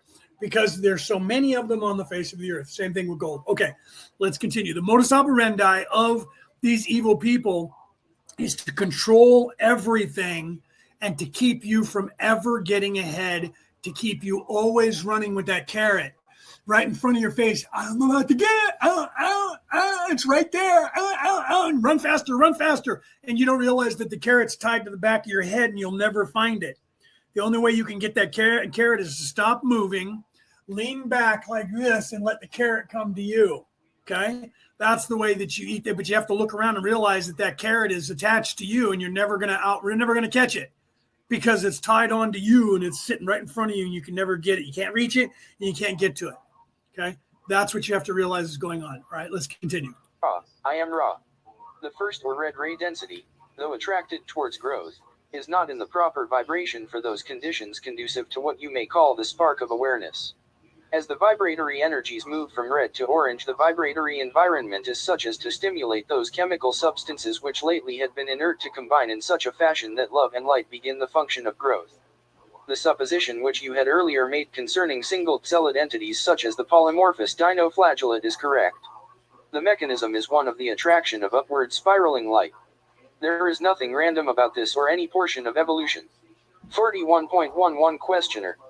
No, before the next question, I didn't realize that, Penny. I was looking at what Rick said. He said, get out the fine china, can you, love? Yeah, right? I know. Penny said, did you see all the lawsuits that are on Stanley now? No, I was unaware of that. Good. It's just a freaking cup. It's a cup, man. When you used to go, in fact, McDonald's back in the 70s used to give you a steel cup until they started making them out of paper. And then they realized they could make them for a penny and sell it to you for a dime. So then they started making profit. Okay. Not a joke. All right. So that's hilarious. No, I didn't know. I hope that there are people suing them, and I hope that that works here in America. Getting back to really quickly, and then we'll get back on point. Getting back to the balloon payment. When the balloon payment came, and Barack Obama was paying all the corporations so they wouldn't die, they gave stimulus checks to people here in the United States to spend money, but people still weren't spending money. They were paying their bills with it. So what they did was they had to lower the price of everything. And I tried to tell people at the time, pay attention, because a leather jacket was going for $500 American back in 1990. When was that 97, whenever that was. And they had to lower the price. They were selling them for $89.99 and $99. $500 jacket, leather. Why? Because nobody would buy them and they needed people to buy them. So they literally lowered the price. They were still making. They probably bought the jacket or had them made for them in China for probably $50, if that. It was probably like $1 a piece that they were paying for it and charging you $500. Not a joke. I was a retail manager for 12 years. I know how the markup system works. And I told everybody, tried to tell everybody that would listen, you need to refuse to buy that same leather jacket when the price goes up. But people were greedy and said, I don't care, I got mine. So they've spent the money to keep the companies alive by buying that jacket, rightly so. It was a smart idea to get a $500 jacket for $100 or $75. So anybody who bought those things at the time, just like my buddy, Paul, although he died before he could cash in, he bought the house from a buddy of mine who was a friend of ours that we were both living there, and he bought the house from him. Harry bought the house when the market crashed. Companies couldn't sell all the houses that they had to foreclose on. So that house he bought for, I think he said it cost him $50,000 to buy the house. And in a year, that $50,000 went all the way up to $175,000. And 2 years later, when Paul bought the house from him, he paid $200,000. And a year later, that same house was worth $500,000 because that's what it was worth. 15 years earlier when the bubble popped. When I was living in Arizona, the house that everybody was upside down in their houses. The house that we lived in was a 4-bedroom, 2-bath, 2-car garage, 15-foot vaulted ceiling houses in the state of Arizona. And my wife built it for $150,000. and it was worth $250,000. And when the market crashed, it was only worth $75,000, but she owed $150,000 on the house that she bought was locked in on her mortgage. So now her mortgage was double, right? If the house didn't appreciate in value, she was now going to pay $150,000 for a house that's only worth $75,000.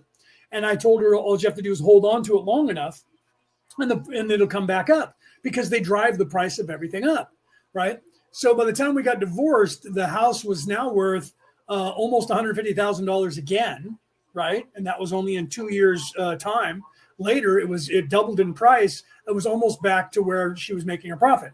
But my wife lost her mind and decided that she wanted to get rid of the house. Now she kicks herself, because that same house is currently worth $500,000. So 7 years later, that house that was only worth $75,000 was worth $575,000 with no improvements, just by sitting there. Okay. Because the housing market came back, and the boom came back, which is the way it is now. Why? Because people will pay those prices for the houses. Do you understand? So that is them controlling it and pricing and making you pay more money, because people are making more money, so that then they can't get ahead anymore. And it still takes them 20 years to pay off the mortgage for the house. So by the time they pay off the mortgage for the house that they pay on $550,000 for, if the house keeps going the way it's going, it'll be worth $1.5 million. You hope. But most of the time, that's not what happens. And you end up dying and leaving it to your kids, and then they sell it off and split the money with everybody. But houses are going for more than that. So when they get, say you have 3 kids and they sell it off for $2 million, they want to buy a house. They just have enough money to have a down payment. Perfect example, back in the late 70s, early 80s, a buddy of mine was living in Kansas City, Missouri, and they had a 4-bedroom house, 2-bath house, tri-level, 3 stories. And they sold that in Kansas City, Missouri, and they came out to the state of California in a rural area, 27 miles east of San Francisco. And they had just enough money to put a down payment on a flat level house that was a 3-bedroom, 2-bath, 2-car garage house. Didn't even have enough money to buy the house. From a mansion in Kansas City, Missouri, moving to the state of California, just enough money for a down payment, and they had to pay a mortgage on the house for 20 years before they owned it. Okay. And I remember that my buddy's dad complained about that, because the cost of living was so high in the state of California at the time. Same thing, rent for that 4-bedroom, 2-car garage, 2-bath, 15-foot vaulted ceiling 7 years ago was $1,200, $1,200 in the state of Arizona. That exact same house was $3,500 to rent in the state of California, and it's now almost $7,000 to rent that same size house here in the state of California. Okay, and that house would be a $2 million house in the state of California currently. Okay, so it's demographic. Okay, that's why I wrote the book, How to Get Out of Debt, Surviving the 21st Century. And I tell you in that book the entire time, you're not poor. If you live in the United States, you're not actually poor for the world. You're just America poor, because you're in the demographic where everyone is rich. So when people in other countries, they say everybody's America is rich, you are compared to them. If you take the money that you're making now and move to where they are, you're rich. But if you don't, and you move there and you try to get a job there, you're going to be just as poor as them, because you're only going to get a job that's going to pay you the demographic of the area that you live in. Okay. So that's why I'm on Social Security, and my buddies that moved out of this country are telling me, leave the United States. The money you make on Social Security is middle to upper middle class in most countries in the world. But in America, it's about $20,000 a year or $30,000 a year below poverty. But if you move out of America making the same amount of money, you're all of a sudden $50,000 to $150,000 into the good in their money. Demographic, my friend. Those people are poor, so things are cost less there. When you come to America, things cost more because they pay you more, but you still only get as far as those people do over there. So people in America are like, oh, I have it so great. Well, the only thing you have over here that's not over there or in your country in Australia is you don't have the violence until COVID and until your country, which is now moving people into your country from all over the world, just like America is doing, all the violence is now coming to your country and all the crime is now coming to your country. So you're being made, they're trying to level the playing field and make all countries a third world country. That's what they're doing now, because they have decided that people are getting ahead in the rich countries. And this has always been the contention by rich people, that there are slaves who make more money than I do. And I'm one of the royal families who own this planet. That needs to stop.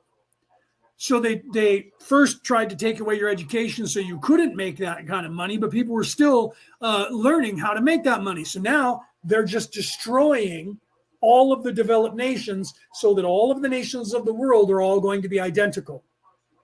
And that is high crime, high violence.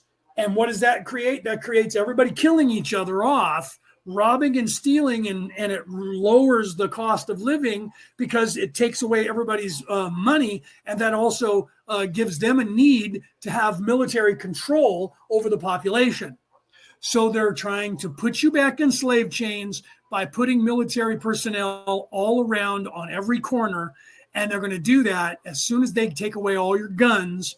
And then when they take away all your guns, then they just move in and you can't do anything about it. And then guess what? Then you're back under their yoke, which is exactly the way that they lost control of it with the experiments that were these free nations, because people overthrew the governments and made up their own. And now they're trying to get that back to the way it was. That's the modus operandi. None of this is a conspiracy theory. Look around. Pay attention to what's going on. I'm not making any of this up. This is actually happening to you everywhere in the world at the exact same time. This is, and anyone who understands social economics and understands the entire social network of the human psyche and how it works will tell you that what we have in store, if we don't stop this, is the degradation of our societies into chaos, which will create world wars and kill off most of the people on the planet and send us back into the Stone Age, which is what they are trying to do on purpose. Not a conspiracy theory, actual fact by scientists who have seen this happen in the world and know exactly how this takes place and what it entails to do this. And it's exactly what's being done to this earth currently, because people are waking up. And the good thing is that is happening, because it's going to stop. It's not going to be the way that they want it to be. You guys need to realize this. There's too many of us here that are aware of it, that are telling you like I am.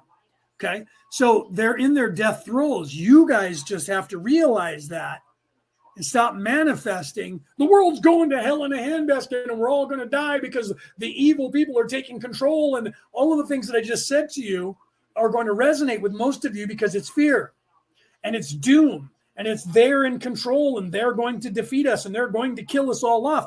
People love this. I would be so much more popular if I didn't say anything about the positives and just preached all of this evil and negative and pointed out all of the things. Look at all the people that are in the most popular podcasts on the face of the earth. They never talk about spirituality. They never talk about things being positive. They only tell you all the negative and how all the bad guys are doing evil shit and this is what they're up to and I have to blow the whistle on it. And look at them. They're coming after me and they're attacking me for doing it, trying to shut me down. Everybody keep clicking.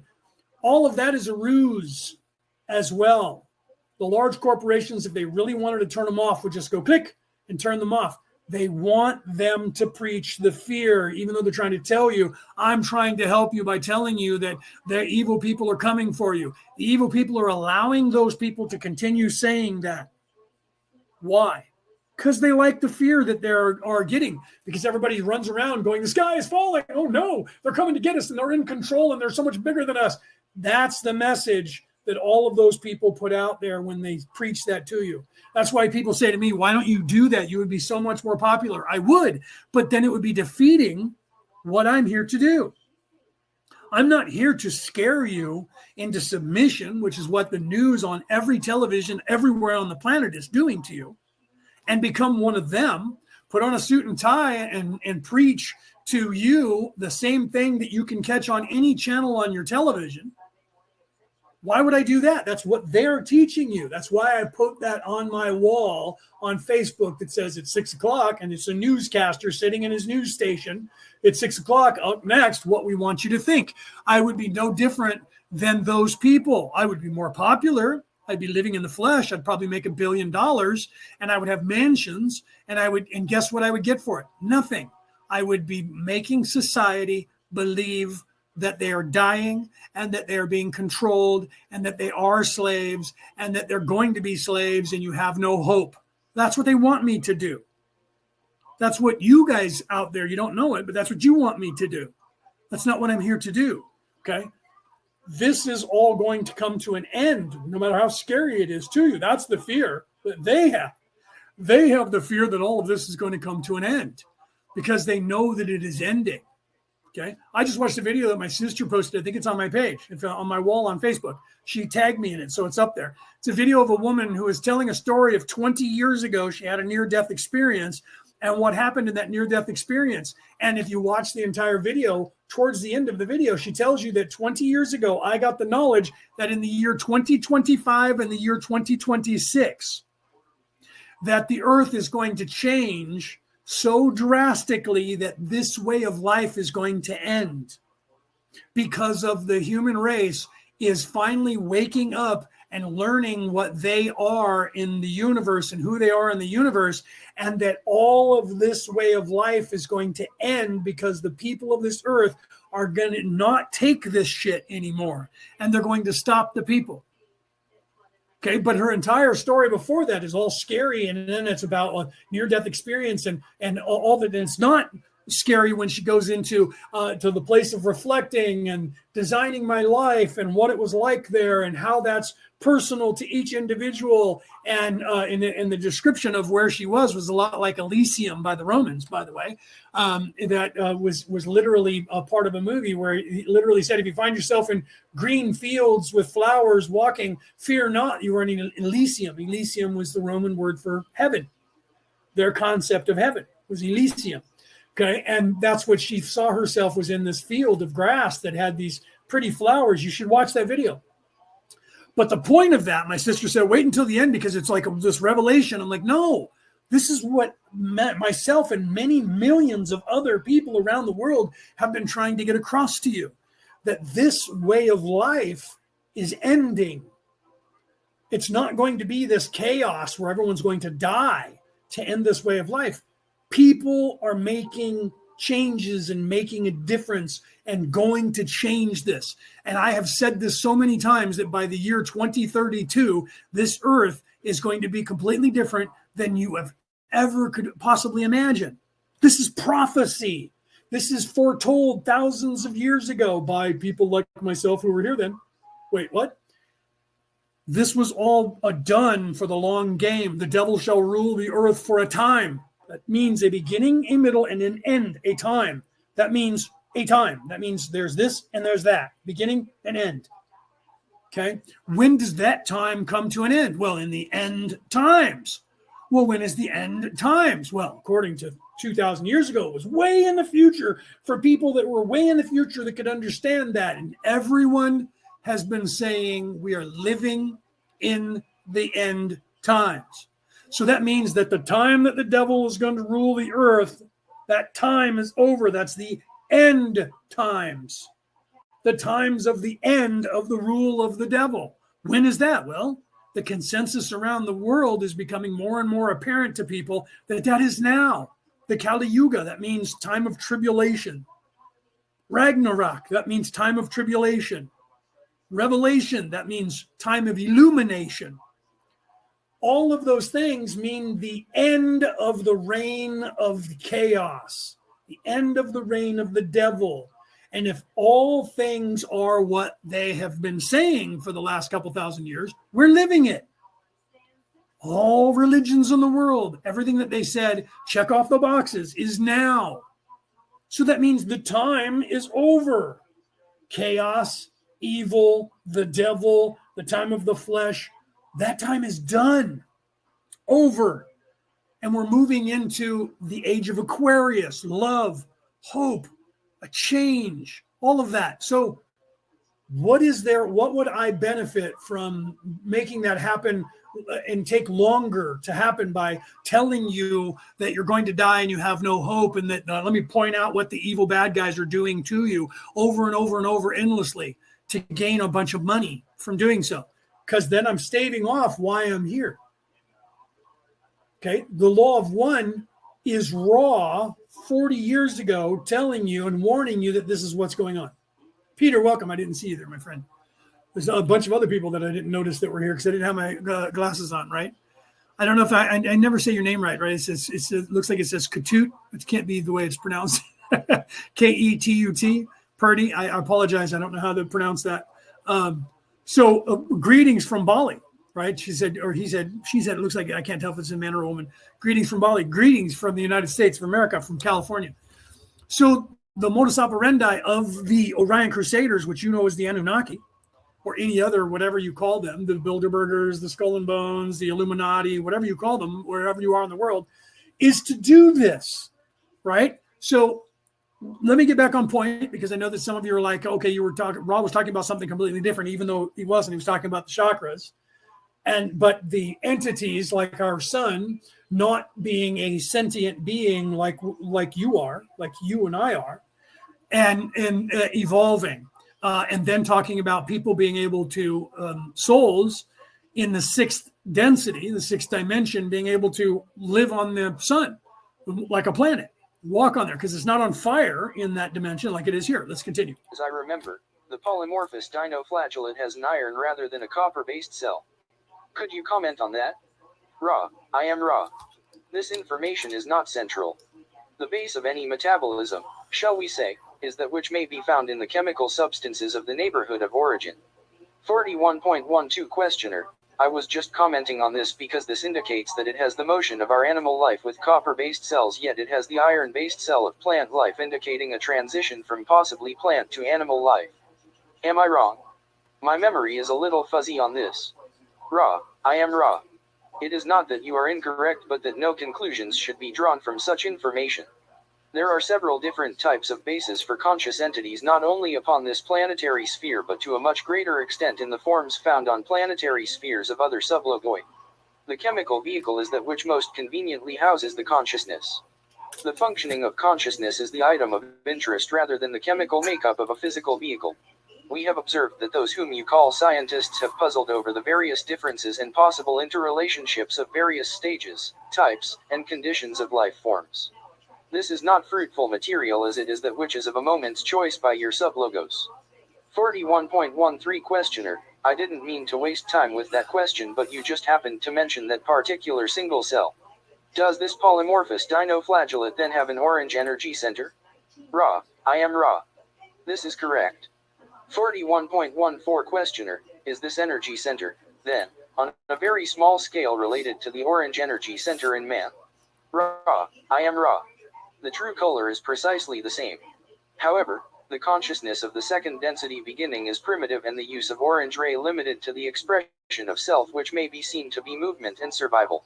In third density, at this time, those clinging to orange ray have a much more complex system of distortions through which orange ray is manifested.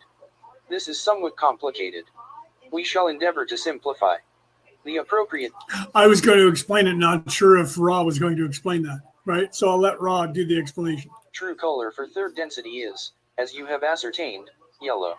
However, the influences of the true color, green, acting upon yellow ray entities have caused many entities to revert to the consideration of self rather than the stepping forward into consideration of other self or green ray.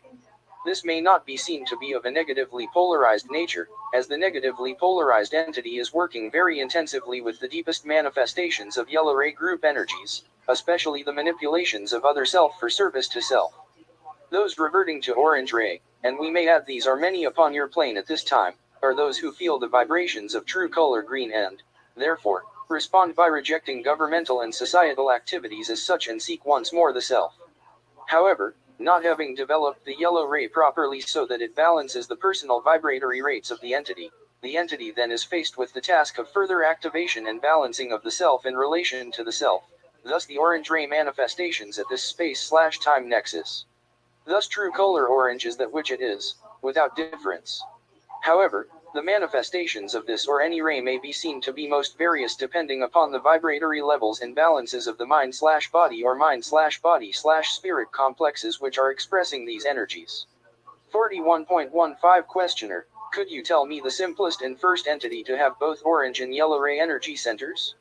Ra, I am Ra.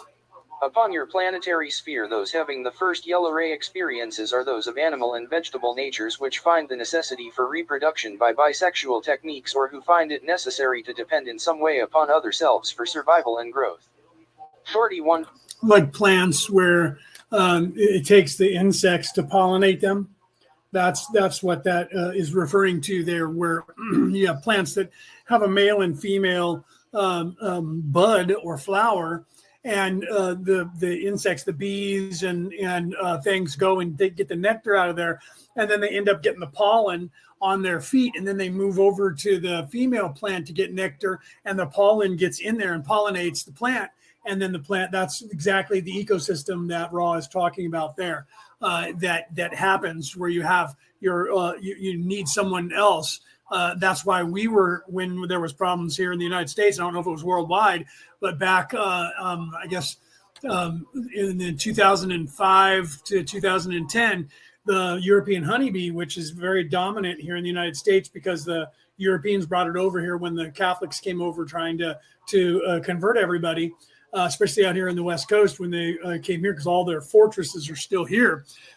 Literally, you can go up and down the coast of California and go to all these San Juan, San Francisco, all these missions that were built by the Catholic Church, the Roman Catholic Church, when they came to America. They were Spanish back then. They came to the United States. We have eucalyptus trees in the state of California, which is not indigenous to North American continent. It comes from Europe. Here in the state of California, there's a ton of them. I have some out here, all up and down this whole entire place. So literally, they brought over the European honeybee, which dominated the landscape, still does. But then there was something that was killing them off back in the early 2000s. Here in the United States, and Ben and Jerry's was freaking out because without the honeybee to pollinate the plants, we wouldn't have any flavors for their ice creams. Not a joke. So they spent a lot of money researching this, and they found out that a pesticide that was being sprayed on all the plants to kill off insects and aphids and things like that, where they would eat the plant, was actually poisoning the honeybees, and they were dying.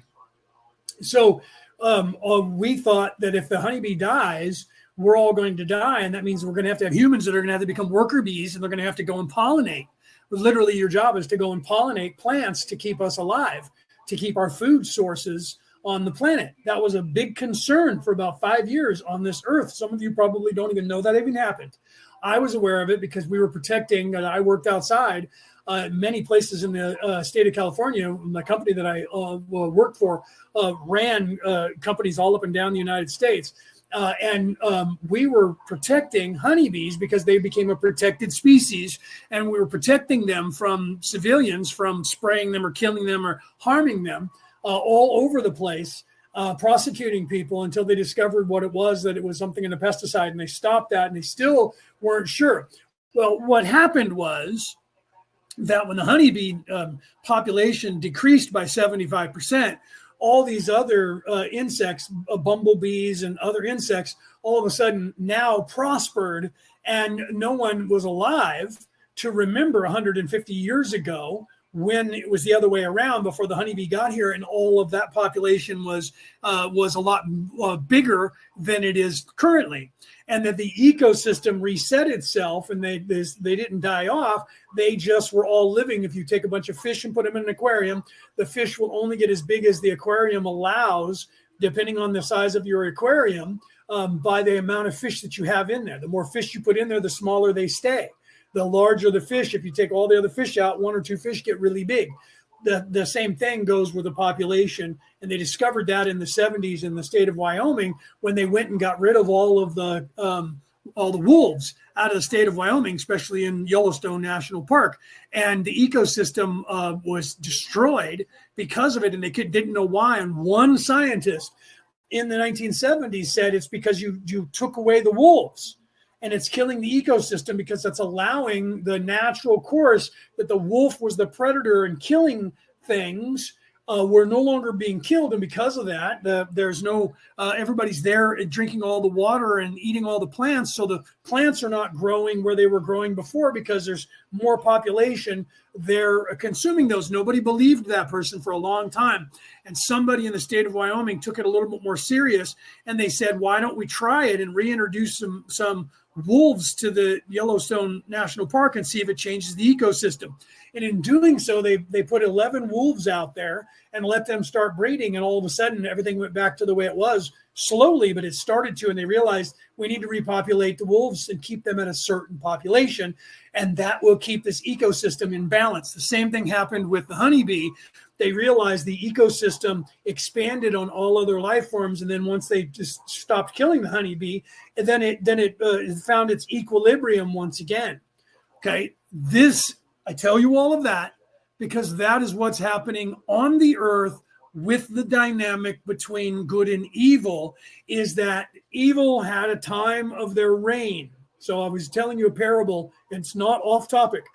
I'm telling you this because the evil has had a time in its reign, and the pendulum has swung over as the entire human species swung away from the light, away from God, away from and the people think now it's worse than ever before. It's not.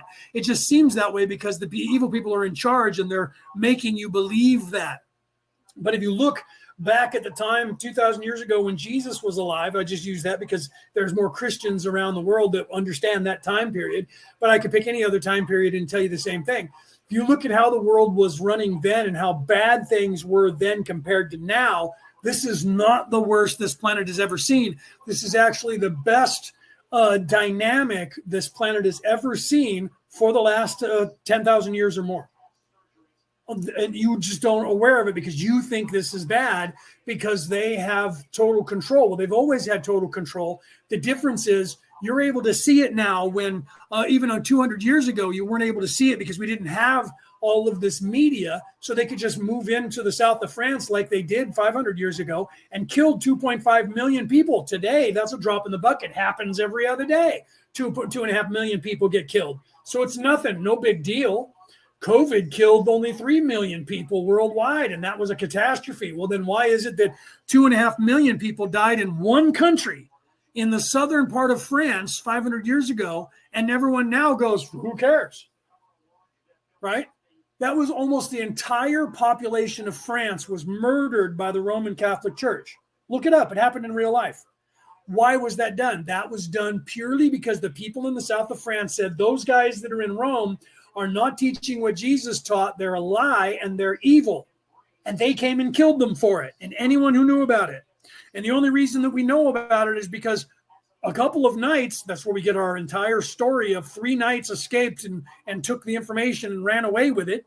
3 knights escaped and took the information and ran away with it. And we now have that history. And we remember that because those knights got away with the knowledge of the entire army came from Rome and murdered almost every single human being in the south of France.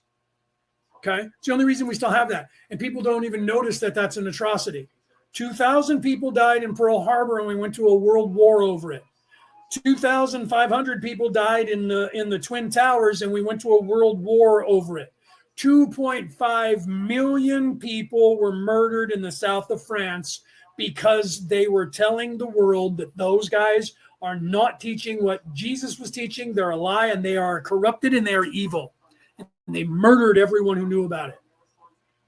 Okay, that was a reset to control the population, to take away that knowledge. And it worked for 500 years. Do you understand that? For 500 years, everyone forgot that even happened. These are the things that they were able to do that they can't do now. If someone went and murdered 2.5 million people on this earth currently today, everyone on the planet would know about it while it was still happening. It wouldn't take 500 years before the population realized it happened. That's the difference. So the mass media, even though it's being controlled by them or attempted to be controlled by them, mass media is keeping them from doing that actual thing to the world, because that's what they're trying to do. And the mass media has got everybody pulls up their phone and starts recording everything that happens. So if somebody showed up and tried to murder an entire city and it didn't look like a fire over in Hawaii, just saying, if it didn't look like a fire in the United States here in the state of California a few years back, about 150 miles from where I'm sitting, and it was troops going in there, shock troops from shooting people, the world would know about it. So now they have to figure out a way of killing off mass quantities of people and make it look like a natural thing. And if that's not working, they need to do what? Degrade the society to get everybody to kill each other. Because if the society goes crazy and starts killing each other, we can then justify coming in with troops and locking them down and having troops on every corner and brutalizing you, raping you, pillaging you, and taking away your guns and killing you. Because once we have that control, we're not going to give it back. That's what they're attempting to do. It's not going to work because mass media and people like me are telling you about it. So you can think I'm crazy. You can think that what I'm saying is a lie. You can think all of those things because you have free will until you don't. I'm here to make sure that you keep free will. That is my objective. I'm not here to make $1 billion. I'm not here to get clicks and likes and to be the biggest, most famous podcaster on the face of the earth. Because if I was, I would talk about what Joe Rogan talks about. Most of what Joe Rogan talks about is fear and pointing out to you all the craziness that bad, evil people are doing around the world. Same thing with what's his name over there in England, who I always forget his name and I don't know why. I'll have to meet him and talk to him so that I don't forget his name. Because for some reason, Russell Brand escapes me. I don't know why. Right? I really don't. I have to maybe blink and say, bite the bullet, right? Russell Brand, and put that into memory bubbles so that I remember that. But if I wanted to do that, look at all the people that are super popular and got super popular because they talk about that. They become a chronicle of that religion and you get popular and people will go, I love this guy because he's pointing out what the bad guys are doing. That's not solving the problem. That's not fixing anything. Me telling you what they're doing, just like I am sort of, right? Because I'm telling you and pointing out the things that they're doing doesn't help unless I tell you why I'm telling you that. If I never tell you why I'm telling you that, and all I'm doing is pointing that stuff out, I get super popular. My show, if you go back and look 5 years ago, I was getting 1,500 to 3,000 people live every time I went on the air because I was pointing out all the negative stuff that evil people are doing currently around, and I was getting deleted all over the internet from doing it. And if I would have kept on that, I would be making all kinds of money and we wouldn't be having these conversations and I wouldn't be talking about spirituality. I knew it at the time, but it needed to be done because of COVID. I needed to because that was the only way to get through to people to go, this is a lie. Even now, people get triggered because they're already up to shot 27 or 150, getting one every other day now. Those people get triggered. I held on to that little piece of paper that I had that literally says the award for people who are the unvaccinated. Do you know that I've had that for 4 years? I got that in 2019 or early 2020 and didn't post it then because I knew that it was just too much right then. I waited until now and people are still calling me an asshole and blocking me. 4 years later, when COVID is over and everyone in the world knows, unless you're living under a rock, that thing was created, it was fake, and that they were peddling fear. Unless you're still buying into that religion of evil and you're only listening to them and you're like, no, anything that anybody says is, they're one of those vax deniers. That was on every television program.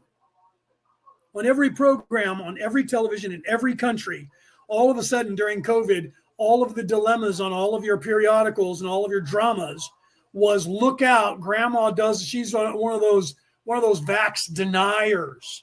And that's literally what they had all over the air. Don't talk to dad, he's a vax denier.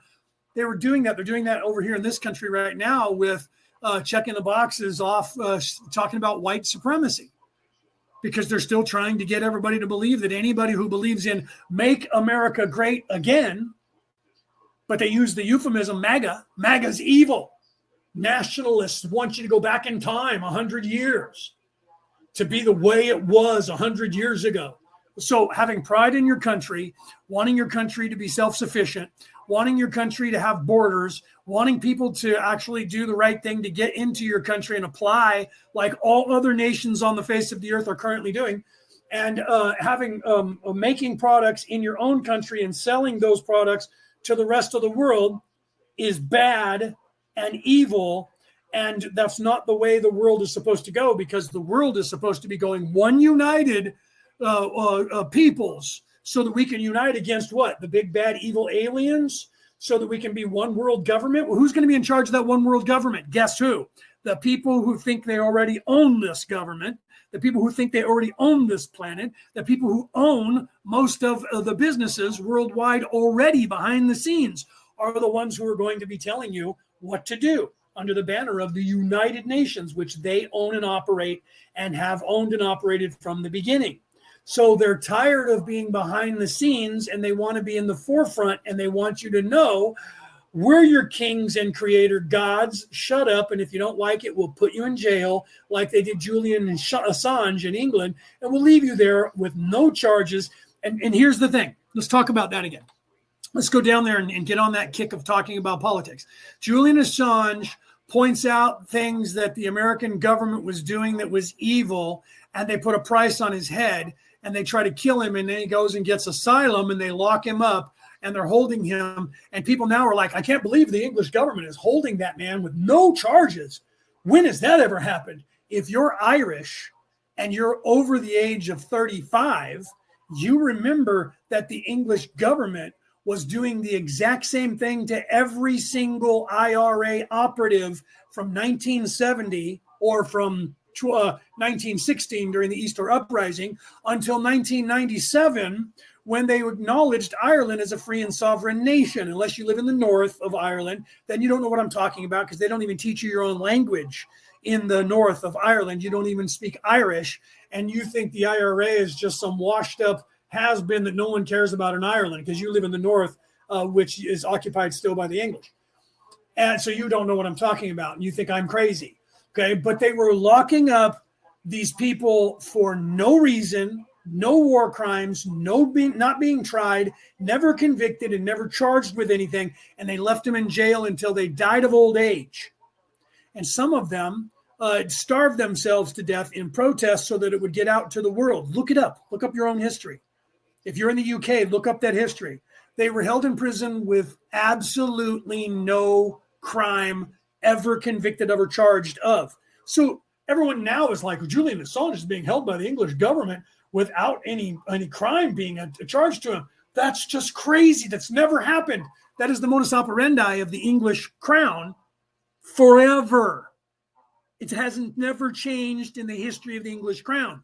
It's also the modus operandi of the United States of America, because most of the people that were put in prison for January 6th were held for more than 2 years before they were ever charged with anything. Held in prison by the federal government of the United States with no charges until they kept talking to them, until they convinced them to plead guilty to charges they hadn't charged them with yet. Okay, look that up. Okay, so this is not something that is crazy and new. This is something that they have done as their modus operandi without letting you know about it throughout all of history by all of these governments. And you can look back in time and see the same thing. During the movie, watch the movie Amistad. The movie Amistad is about some slaves that were on the ship Amistad who mutinied and sailed to America because they thought they would be let free. And guess what? The United States government put them in prison and held them in prison against their will, even though they were not charged with anything whatsoever, until Americans fought, abolitionists who were trying to abolish slavery, fought to free them. And Matthew McConaughey was in the movie, and you should watch that movie. True story. Had to fight in court and appeal over and over to set these men free, who were never charged with anything by the United States federal government because they were black. And because the people who said that they owned them said that they mutinied and that they were trying to charge them with mutiny, which is a capital offense at the time, and they could be put to death. But they didn't want them to be put to death. They just wanted them to give them back to them because they were, in fact, slave traders, Portuguese, and they were going to take them and sell them, not to the Americans. They were going to sell them to another country because America at the time was starting to become more abolitionist and wanting to abolish slavery. Okay, true story. So they were held against their will and put in prison for a very long time. It was like 6 months or almost a year before, you should look it up, before they were released. And then the American government was like, well, we'll let you go back to Africa if that's where you wanted to go. And some of them decided to stay in America because they were free now. And some of them did want to go home, and they sailed back to Africa. Okay. So this is what they do. And this is what they have always done, but they pretend that they don't do it. Okay. Why is that? Because they don't want you knowing of the tyranny that they actually create. So some of you who out there who crave politics, you'll love that. Some of you don't like politics. You're going to be mad at me and you're going to tune out right there because you were like, oh no, there he goes again talking politics. What's that got to do with the Law of One? The Law of One is warning you about the modus operandi of the Orion Crusaders and what they're doing to this planet. And the modus operandi of what they're doing was this entire societal structure, the way it currently is the plans they brought here that Ra's warning you about. So was Jesus, and so was Muhammad, and so was Moses, and so was Mahatma Gandhi, and so was Martin Luther King Jr., and so was Malcolm X. All these people just in the United States, Stephen Biko from South Africa, Nelson Mandela from South Africa. Guess what? The tyranny that they were trying to warn you about is the same tyranny that Ra is trying to warn you about. It is the same ideology that is being taught to you, hand-fed to you by the same modus operandi, by the same people who came here, who believe that they own this earth, and it has not changed. What has changed is the number of people on this earth who are aware of it, and the number of people on this earth who are doing something about it is exponentially changed in the last 2,000 years, and more so in the last 100 years, exponentially has changed from 1 in a million to 1 in 10. Okay? You need to know that. Let's continue. 0.16 questioner. And then what entity would be the simplest that would have red, orange, yellow, and green activation? Ra. I am Ra. Let me pause there because Denise said, I thought you could only hold them for 24 to 48 hours. That's a lie. That's what they tell you the law says, because that's what's true. Because according to the law of the land of the United States, you can only be held for 24 to 48 hours. And they keep telling you that on the television programs. We can only hold it for 48 hours. We have to cut him loose. Because in that world on television, they abide by the actual laws that are on the books in the United States of America. The truth is, what they do is they say, well, you're a national security risk, so therefore we have you in a federal prison, and you don't get to know anything. Sorry. And then when people look into it, they go, what's that person been charged with? Never mind that now. And they keep you off of the news of talking about it until someone actually puts you on one of their shows. And then people around the world go, wait a minute. So that guy that they arrested during January 6th, how many of those people have been charged? Well, now they've actually charged like 20 of them. But they held 150 people for more than 6 months before they let some of them go. But everyone you saw on camera is still being held since January 6th, 3 years ago. Okay? Still being, or 2 years ago, whatever it is now. No, 3 years ago, because we're in year number 4. So 3 years ago. So we're going in January 6th. If they go around now to 2024, it'll be 4 years. So from 2020, January 6th, 2020, they're still being held.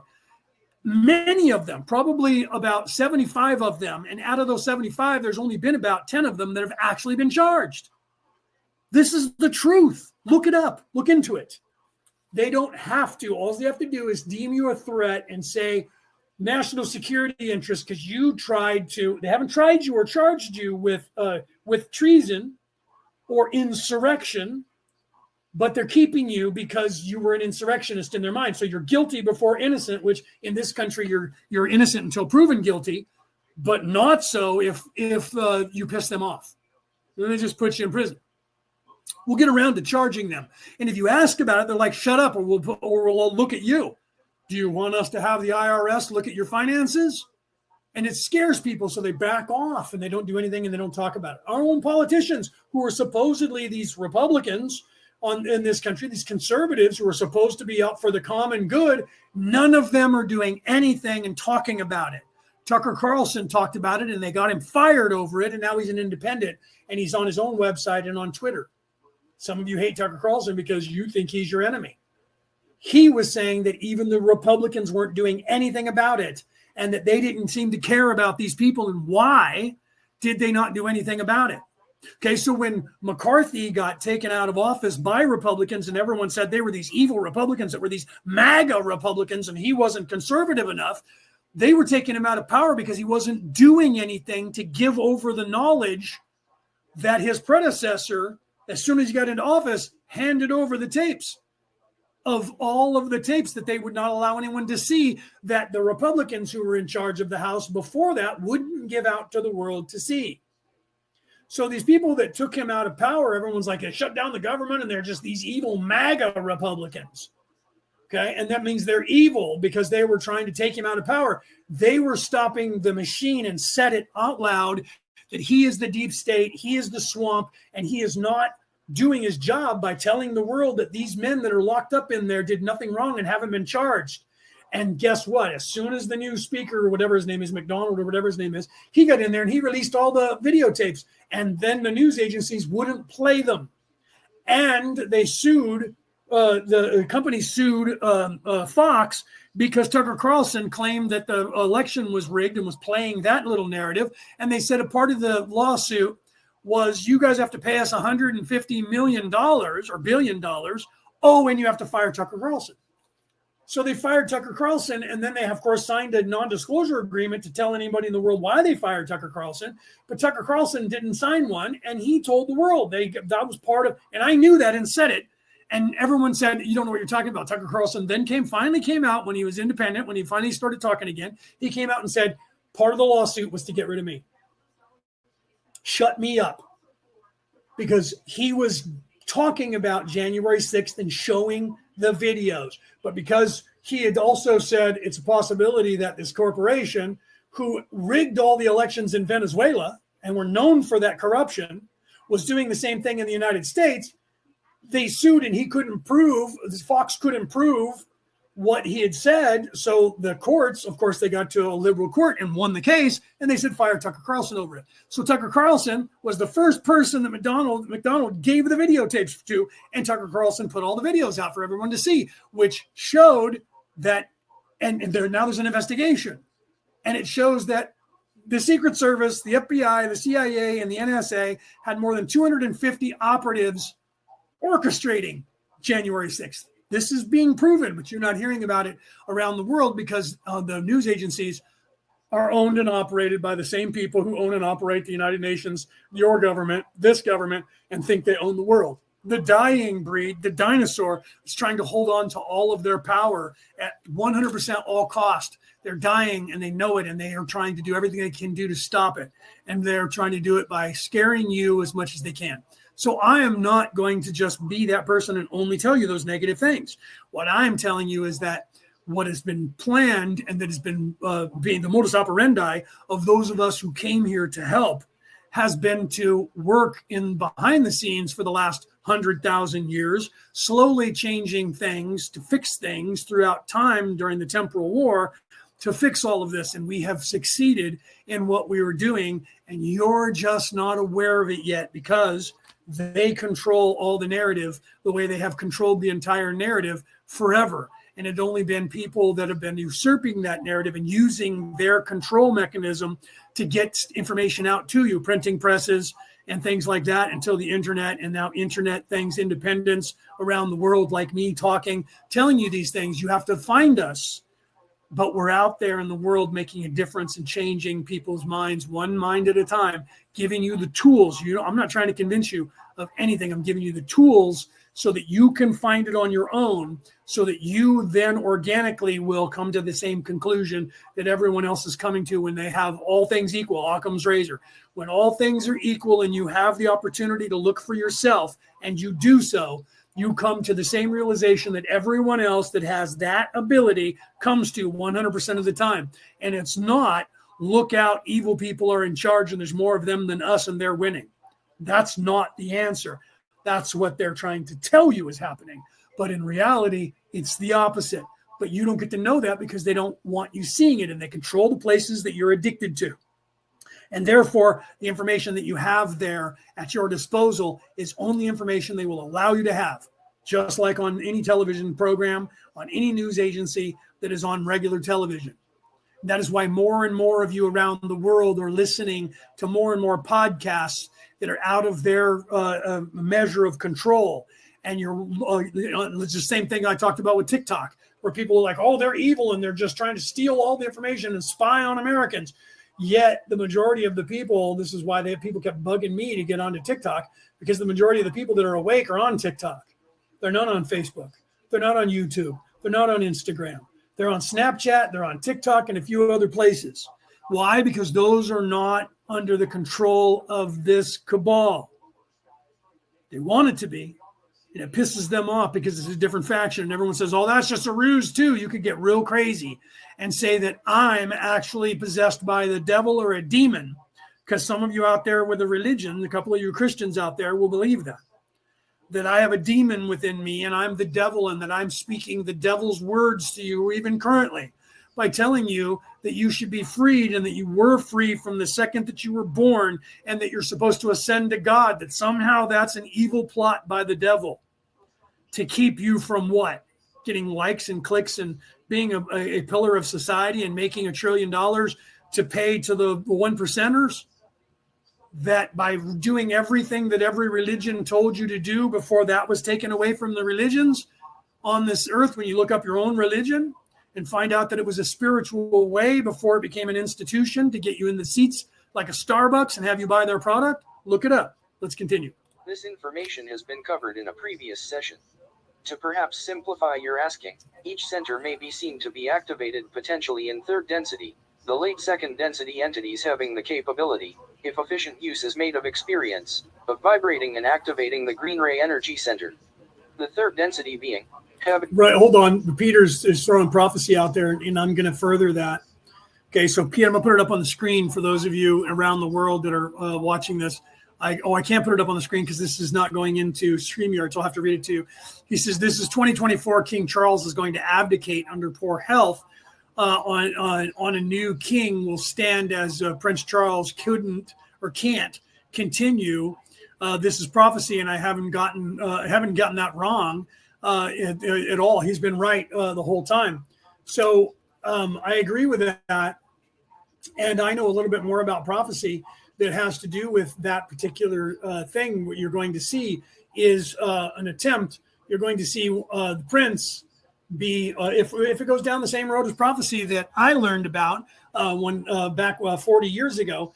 One of the princes will be abducted and kidnapped, heir to the throne, will be abducted and kidnapped, and everyone in the world will be trying to find his captors, and they will be looking all over the world trying to get who kidnapped the would-be king around the world. I don't know if it's going to be the oldest son or the next one down, his younger brother who's here in the United States.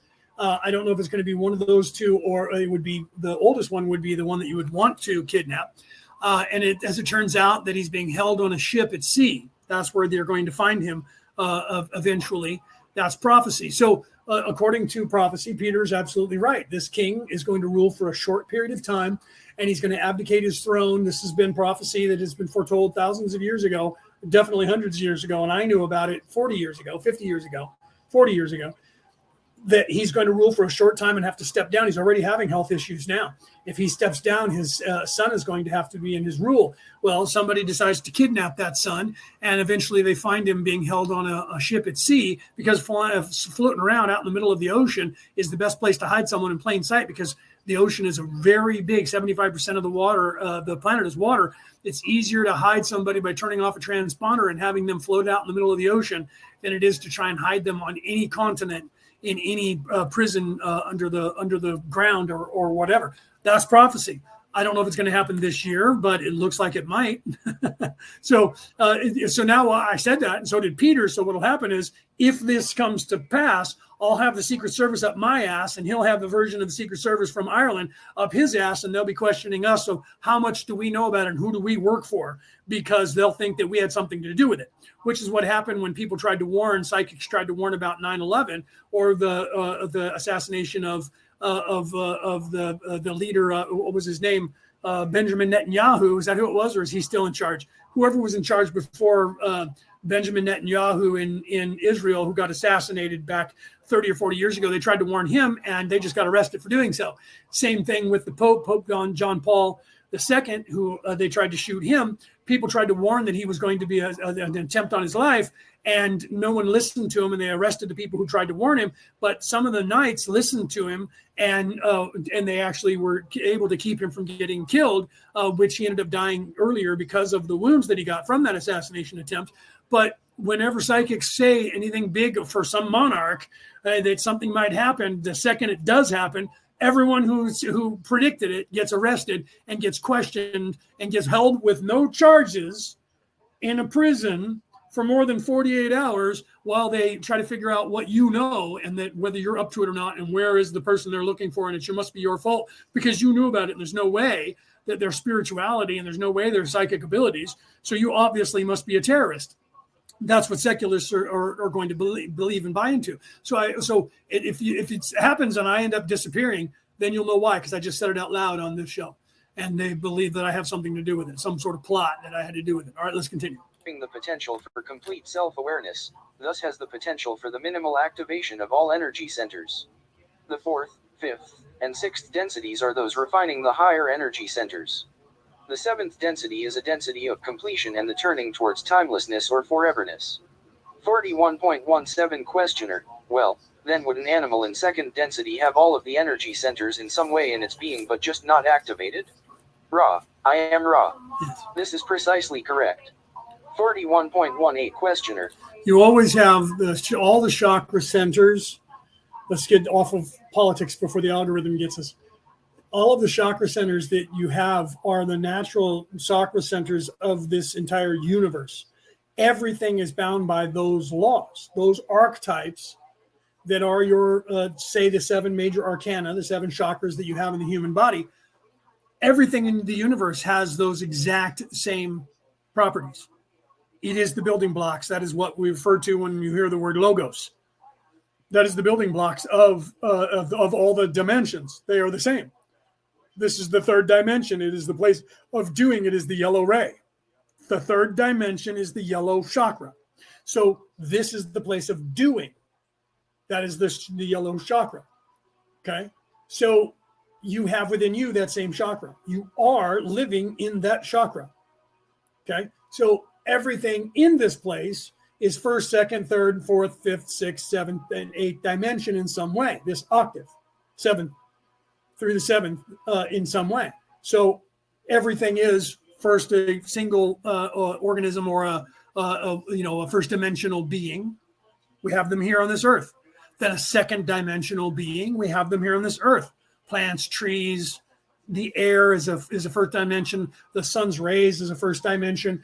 The all plants, food that you eat that comes from a plant, that is a plant that is a second dimensional entity. So that's the orange ray. So it goes red, orange, then yellow. That's literally a plant is the embodiment of the orange ray. It is a living organism that is not self-aware.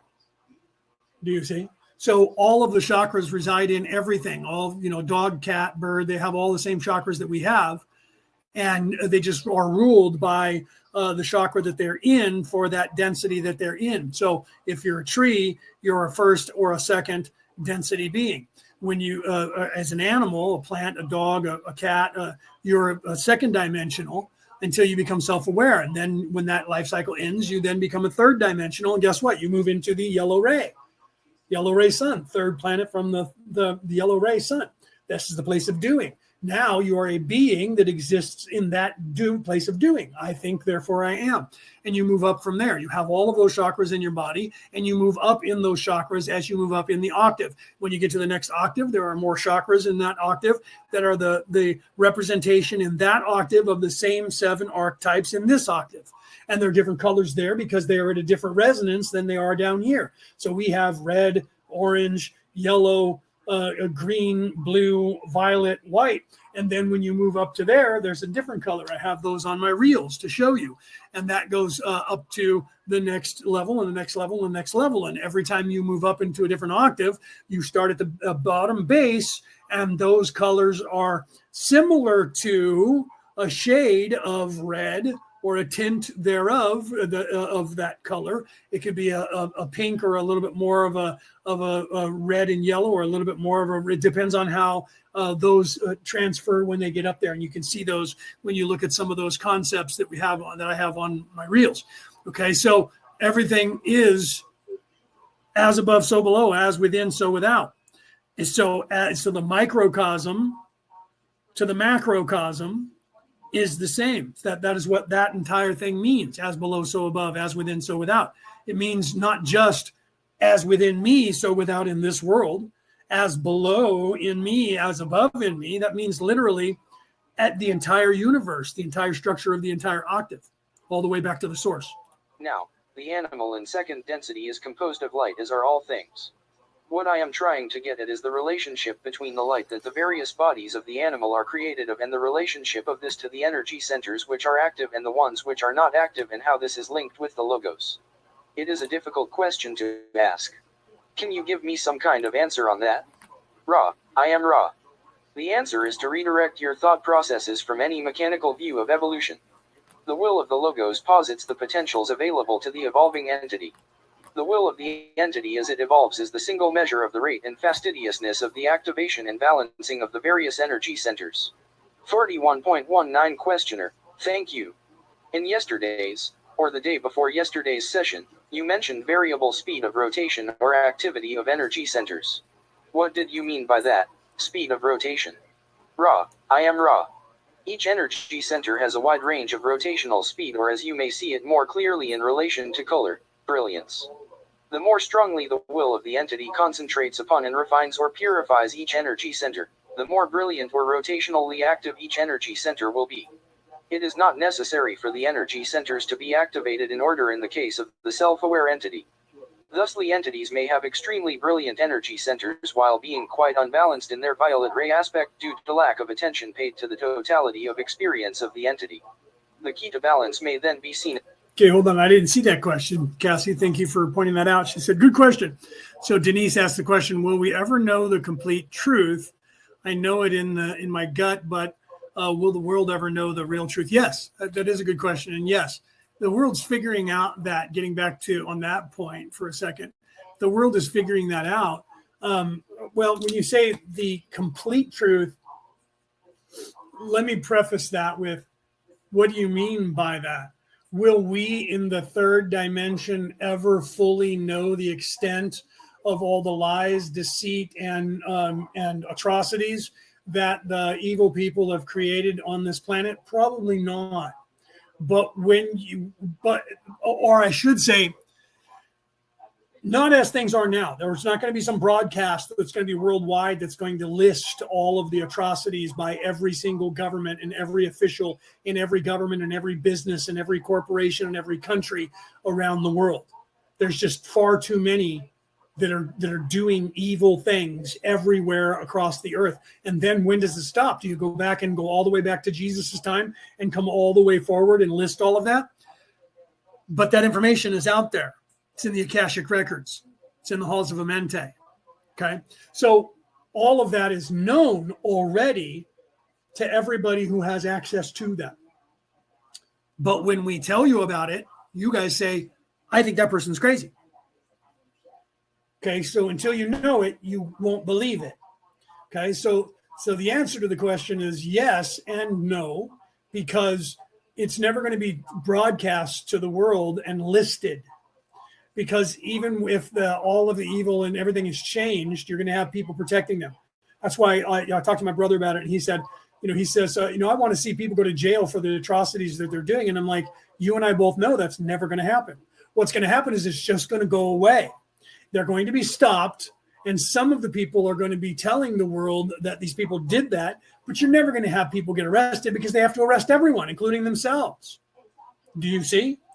So like people like, oh, I think Trump should go to jail for all the evils that he has done. Well, if he's going to go to jail for the evils that he's done, then you have to apply that to everybody in the United States government. That means that 90% of every single official in the entire government of the United States will go to jail for the same things because they're all doing it, all of them. And in your country as well, wherever you are on the planet, they're doing the exact same thing.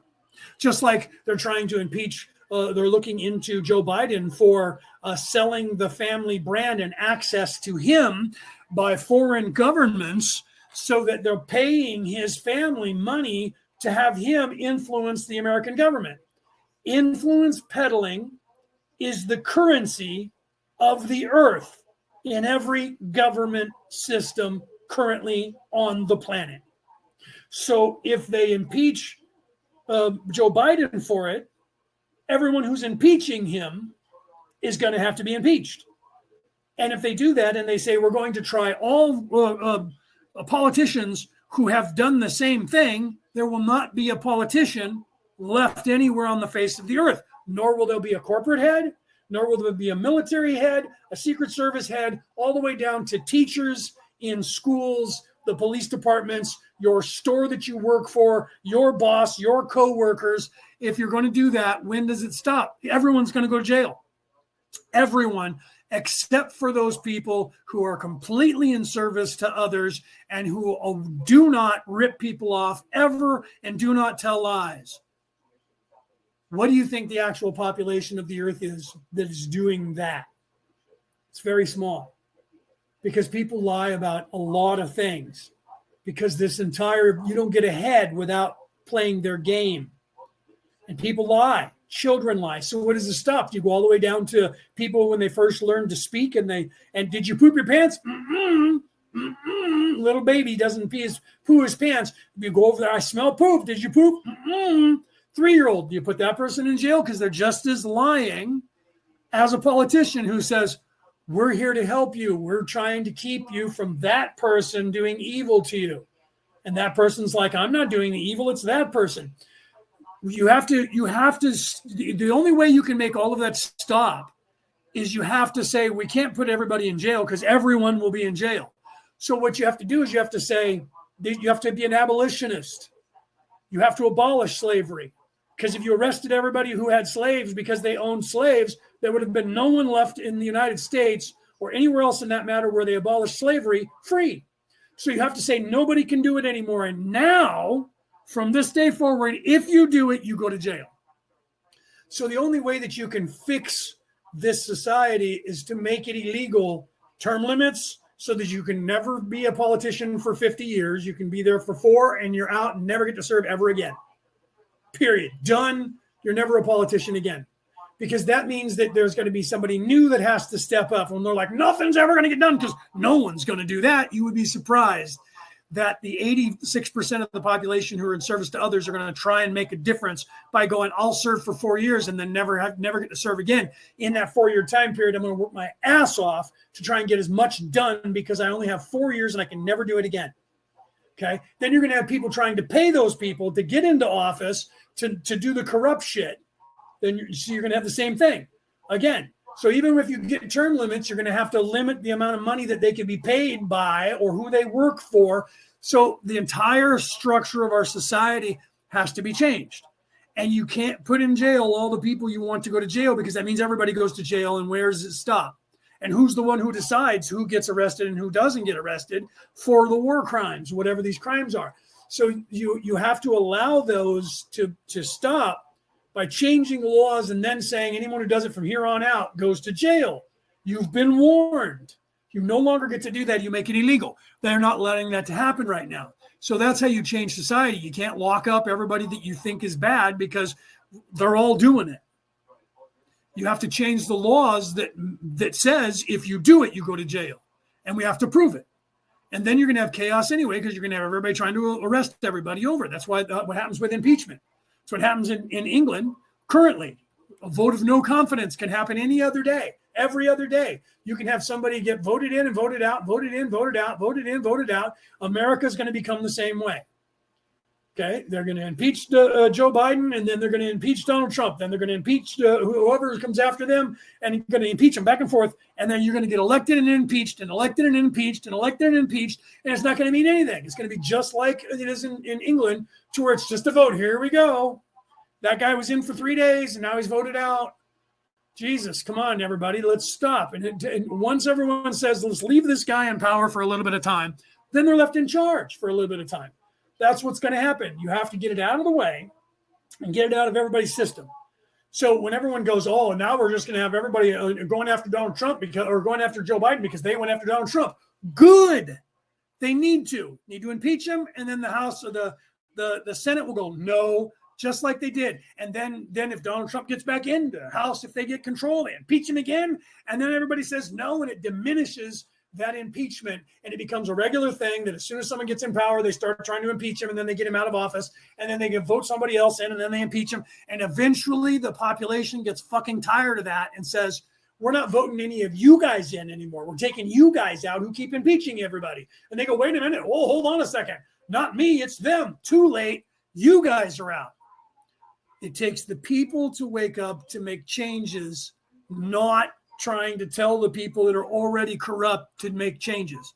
They're already corrupt. The ones that are telling you the other guys are evil and corrupt are just as corrupt as the ones they're telling you about. And on both sides, they're pointing fingers. And guess what? They're doing that so you don't look at them. All of their constituents look at all of them. All of their constituents look at all of them. The truth is they're both fucking doing it and have been from the dawn of time. Do you understand that? That's the knowledge you need to learn. You need to learn that they are all corrupt. Every politician in every government on this earth currently, 90% of all of them are evil and doing what they're claiming the other person is doing, and they're all doing the same shit. They all secretly have slaves. They all secretly have sex slaves. They all secretly are making money and getting paid by the enemies. They're all lying to you and telling you they're going to give you good shit when they're not giving you a fucking thing. All of them are doing that. None of them are your friends. It is the religion of evil. And the greatest trick the devil ever pulled was getting you to not know about it. Convincing you that there needs to be a separation from those crazy people who are running the religions and all of us who are honest people running the governments. Look at those two corporations and tell me which one is more corrupt. The religion that they're telling you needs to be a separation of church and state, or the state. Let's be honest. They're both just as corrupt. The difference is the church isn't running the world's economy and militaries. So they're less pliable for being on the hook of being evil than the evil corporations that are running this earth. But both of them are just as corrupt. If you give back control of the church, they're no different. That's what they've done historically. They were in charge of governments. The Roman Catholic Church in charge of the Roman Empire. The Roman Catholic Church in charge of the Spanish Empire. The Christian Church, not quite Roman Catholic, in charge of America. And then the people said, we don't want a king. So they signed the Magna Carta in one country. They signed the Declaration of Independence in another country, in many countries.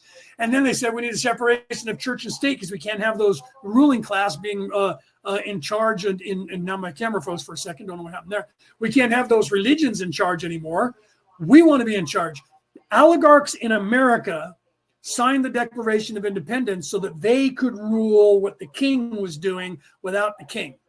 That's why Benjamin Martin said, why would I change one tyrant 3,000 miles away for 3,000 tyrants 1 mile away? Because he knew they were just as corrupt. They were oligarchs. They got control of America. The oligarchs then started taking control of the world. And what happened was they literally were the monarchs, still are, pretended that they were no longer monarchs and bought corporations and the family names. And now you think that the King of England is not in charge of most of the world, when the King of England is in charge most of the world. Well, they're just a figurehead now, and the King and Queen are not really in any way in charge. It's the people that are in the Parliament that are actually making up the policies. Who pays those people? Who owns those people? Who has made those people all their power and all their money? Who owns the schools they went to? Who owns the education that they got? Who propped them up and put them into power, but the same corporations that own everything? Who is the same people who own everything? Who are those families? Oh, they're the same monarchs that are ruling the world. Whoops, wait, what? But there's a figurehead. The king that's in England now, he's nobody. They don't have any power in the world. Yes, they do. And they own most of their family, is one of the families that owns and thinks they own this world. Look it up. They're not just, oh, they're just figureheads. They don't actually rule England. Yeah, they do. They rule more than that. Okay? If you watch daytime television in your country and you see these hosts of these shows on these networks and they have guests on their show, look up who that guest is from, what company, what other network, and look who owns the parent company of the network who has that person on. If you look at somebody, we're going to have somebody on, we're going to have Paris Hilton on. Okay. So the Hilton family owns what? Who owns what do they own? Right? Who owns them? Look it up. Go further and further back, and you'll find that the same people who own the network that have them on the show are the same people that own the Hilton Corporation and everything else. So, like we have over here on daytime, you have what's her name? I can't think of her name right this second. Kelly Clarkson. She's on NBC over here. So they had people on from the DIY network, Do It Yourself Network. Do you know who owns the Do It Yourself Network? NBC. So the persons they had on their show today that was on also on NBC, but that was on the show that was on prior to her, and had the two brothers, the twin brothers that were from the DIY network. The network that owns her show owns that network. So they're promoting their own show. Do you see that? Then they have movie stars that come on promoting their books and their movies. Who owns the publishing company that movie star is promoting? That gave them the book. The same company who owns the network. The movie that person was in. Who owns that company that made that movie? The same company who owns that network that is promoting the show on their show. Okay? Do you understand that? The corporations that are showing the commercials are owned by the same people who own the network. So all the commercials that you're watching are either owned by them or people that are affiliated with them or own portion of that, and they're paying money to them to have the commercial to reach the audience, and most of them are owned by the same people when you go up high enough. The 1% who own everything are showing you, interviewing their own people to benefit another company that they own, and guess who owns all the pharmaceutical companies that are on the commercials that are on there? The same people. You're not aware of that because you don't know that. You think that all these companies are completely different and they're all private companies because they're owned by an umbrella company and they're operating as independent countries or independent companies, but they're all owned by the same people when you go up far enough. You don't know that unless you look it up. See my point? So put that into perspective. We're never going to get to know all the atrocities that they're all wreaking on this earth, but we have to change what we allow them to do. And we have all the power. And as soon as we stop buying things, look what happened to Budweiser because they made a bad decision. That corporation is still reeling from it. Enough people said, we're not buying your product anymore. And then they were like, well, now we're selling America. We're make America great again attitude. We're for the people and camaraderie for the United States. And people are still not buying into it. They're like, no, we're not buying your product. Now they're trying to figure out how to reinvent themselves. Why? Because their pocketbook, their precious money is no longer what they're gaining. So you have to realize how much power you guys out there in the world have. As long as you keep buying their shit, they're going to keep selling you shit. Do you understand that? As long as you keep buying their product, if you keep going to a fast food restaurant and complain, and that's all you do, oh man, I can't believe that I have to pay this much for a damn burger and they're getting smaller because of shrinkflation. So I'm getting half a burger and I'm paying twice as much. You're still doing it. Instead of going and getting off your lazy ass and going and buying the meat and cooking your own big fat fucking burger, huge one, your lazy ass is still lining up. You're bitching about it and you're still doing it. Nothing's ever going to change because they know you're all talk. Do you understand that? Best thing you could do in life is to start growing your own food as much as you can. Grow as much of the vegetables and fruits that you can grow. Buy them from farmers markets of other people that are doing the same. Don't go to big box stores unless you have to, or go to big box stores so you don't have to go to the small stores unless you're trying to keep all the small stores alive. But then you know that they're privately owned because you know the guy or the woman or the family that owns it. Keep those people going. Right? Well, people are like, well, these restaurants, not their fault. Yes, it is their fault because they bought into the chain. Well, now they own that chain and they have to buy that because so now there's nothing we can do. So we should just go ahead and pay the money to those people. No, let them die. I said that during the balloon problem here in the United States when the stock market crashed and Barack Obama wanted to pay that $150 billion out to all these corporations. And everyone says, well, aren't you worried? They talk about this now with Budweiser, Anheuser-Busch, which is not owned by an Anheuser or a Busch anymore. Aren't you worried that if you don't buy all their product, that all those people that were having jobs to brew the beer and to distribute the beer are all going to get fired from their job? Ecosystem. Let's go back to what I was telling you about with the honeybee. The European honeybee took over the ecosystem, but no one's alive that remembers the ecosystem before the honeybee was here. So when the honeybee was dying, everybody shit themselves and thought we were all going to die off as a species because they weren't pollinating all of our flowers. Until all of the other insects around the world that were not the European honeybee, that were not dying from the pesticides, started flourishing and tripled in population. Then everybody relaxed.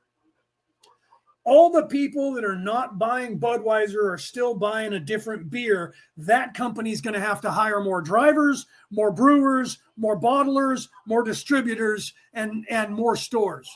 Guess who they're going to hire? All the people that get laid off from Budweiser are going to go to work because they have all the experience at the other fucking company. So when Ford Motor Company and General Motors was going under back in the 90s, and everyone said, well, there's not going to be any cars on the face of the earth if we don't keep them alive, somebody's going to create a new fucking company named Smith instead of Ford, and there's going to be Smith cars driving around, and that's going to be the new car because Ford fucking died, and I don't care, because no one's going to say now we don't have any cars to drive. Necessity is the mother of invention. The second Ford Motor Company goes under, who do you think someone's going to be buying other cars? That company is going to need to hire a bunch of manufacturers that are used to working in factories that know how to build cars. Guess who they're going to hire? Everybody that was working for Ford, because they have all the experience already. You don't have to train new people. Move them over here. Now you work for Smith. And that's what they do. But they sold you on the fear that we have to have Ford Motor Company. We have to have Bank of America. We have to have General Motors because the world's going to come to an end without them. No. If we need cars, someone else is going to build a car with a new name, and they're going to build it cheaper because they're going to try and sell it to the world, and they're going to hire all those motherfuckers from that company when they need a job, and they don't have to hire anybody to train them, and they're going to be ready to go. Here's our factory and our machines, get to work. Okay? So nothing's going to change, just the name of the corporation and the 1% who owns that company is going to be the only thing that's going to change. Do you honestly think that these oil companies they're trying to put out of business by making everything electric, that do you really think that all the people who own the oil companies haven't already realized they're going to run out of oil and have started all of the companies that are selling and building the products that are made out of those batteries? If you think that I'm wrong, why is it that all the car companies are starting to build cars? Because they don't want to die as a species. Ford Motor Company, General Motors, whatever the car company is in your country, they're changing their manufacturing to start building cars made with electric engines because they don't want to go out of business. Guess what? Who do you think planned all that? Do you think they're going to hold on and go, no? So you think the oil companies are going to hold on and go, no? The oil companies are going to become the power companies if they're not already. The same families own them already. They know that the oil is running out around the world, so they have to come up with a new product. So they've decided it's going to be solar. You don't think I own the oil industry, and I'm going to go, well, I guess we're out of business, kids. It was a good run. Great-grandpa started the oil industry, and now the oil's going to die, so now we're all just going to have to figure out a new job.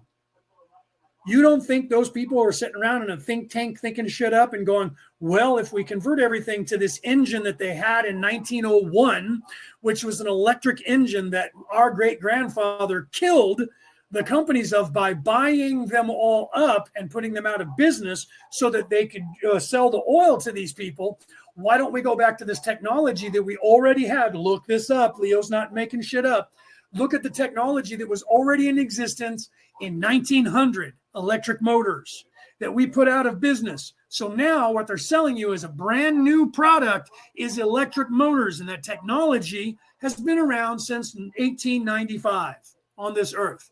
So they're not giving you a brand new technology. They're giving you one that they have already owned the patent for 125 years. You guys need to realize what's going on in the earth. Look this up. I'm not lying. I'm not inventing something. This is not misinformation, disinformation, a conspiracy theory. Whenever you hear someone say that, that's impeachment of Donald Trump. That's impeachment of Joe Biden. It is becoming so commonplace that impeachment's going to be a joke. When someone says anywhere, oh, that guy's a conspiracy theorist, you know what that means? That means there's a very good possibility, 80% chance that person's telling you the truth. That's what that has currently become now around the world. If they say I'm a conspiracy theorist because of 5 years ago, it meant conspiracy. Now it means that guy's probably telling the truth, but we're going to stifle him anyways. That's what that means. Okay, so now I have gotten off track and gone on to that, preaching about that. But this is the modus operandi. I'm going to leave you with this because it's 6 p.m., almost 6 p.m. for me. That is the modus operandi of evil people, of the evil religion, of the Orion Crusaders. This is what they brought here. And you're seeing it playing out before you. Become aware of it. I couldn't say these words out loud to you 40 years ago. I tried. No one wanted to hear it. Okay? It's hard enough for me to get the word out now. But people are listening more now than they did to me 40 years ago when I said the same stuff. I was a crazy hippie when I said it 40 years ago in the United States. I was just crazy. People still think I'm crazy now, but the percentage of people who think I'm crazy today for me saying the exact same words I said 40 years ago is 80% less than it was 40 years ago. Why? I haven't changed what I'm saying. I'm saying the same words currently, and you can ask anyone in my family. I'm saying the same words currently out loud to you on air right now that I said when I was 17 years of age, and I'm 57, or will be 57. Okay? 40 years ago, I was saying the same words, and everyone said I was a crazy conspiracy theorist and a hippie, and I was just spouting off absolute, I must have been possessed by a demon or the devil, because nobody talks like that. Who talks like that? Only crazy people. Okay? But you can actually Google that now.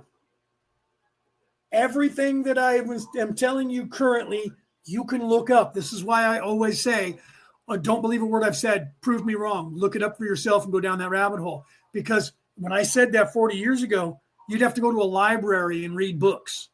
Now you have this library in your hand that has more access to more knowledge in one of these than was in the Alexandria that they burned of 800 years ago. There's more knowledge in a smartphone currently on the internet than there ever has been in any place on the earth through all of time until today. I have more knowledge at my disposal in this than the Library of Congress in the United States of America that has more books than anyone else on the face of the earth. I have more knowledge in my phone than is there. And I currently have 3 books that are in the Library of Congress. Okay. And the English library, whatever that's called, Oxford Library, or the English library, all of those combined has less information than you have at your fingertips on your smartphone, wherever you are on the face of the earth. Use it. Use it.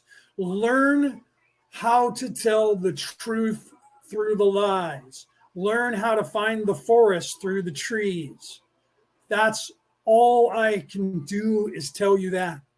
Because until you start doing it for yourself, thinking for yourself, looking things up, questioning everything. Until you start doing that, you're just a robot. You're autonomous, and you're doing what they tell you to do. Up next at 6 o'clock, 6 p.m. That's because it's 5:59. It's 6 p.m. Up next, what we want you to think. Okay. All right, guys. I love you guys. Have a great night. I don't know why the YouTube didn't or Facebook didn't go into frickin' next week. I'll go back to putting it on Orion Rising and sharing it to my page, and we'll see if the chat comes into StreamYard. I apologize for that. Those of you listening around the world on the MP3 broadcast, it doesn't matter to you because you're not have access to the chat and you're not talking anyways.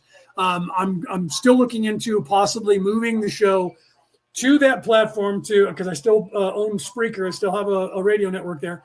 I'm still going to look into doing that and starting to broadcast so that I can get to more of you guys live around the world so that you guys can actually probably phone in or text. I'm waiting for a corporation. If I have to invent this on my own, because technology should be to the point where we should be able to go live and have MP3 and MP4 broadcasts filter into the chat around the world and be able to do that from your phones with these smartphones all around the world by creating that app. So I'm going to look into that. And if I have to create one, maybe I'll start looking into doing that. But I challenge those of you out there in the world, because the next wave of delivering messages to the world is, and to stay out of their control, is to be able to integrate the MP3 and MP4 broadcasting and be able to reach people, to have them be able to talk to you. And what they're doing is they're keeping those, like TikTok, when you go live there, you have to have the app to be able to get on there to go live.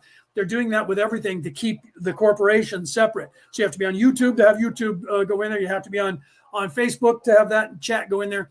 And people like StreamYard are already working at that to integrate all of those into one chat. But that still is only the MP4 broadcast. And if I do MP3 only, that limits who can do a chat, because most platforms don't have that part of their app yet. But people are adding that to their platforms. So the next wave of broadcasting is going to be the integration of MP4, MP3, and having a chat for the MP3 people listening without video to be able to communicate and talk to you.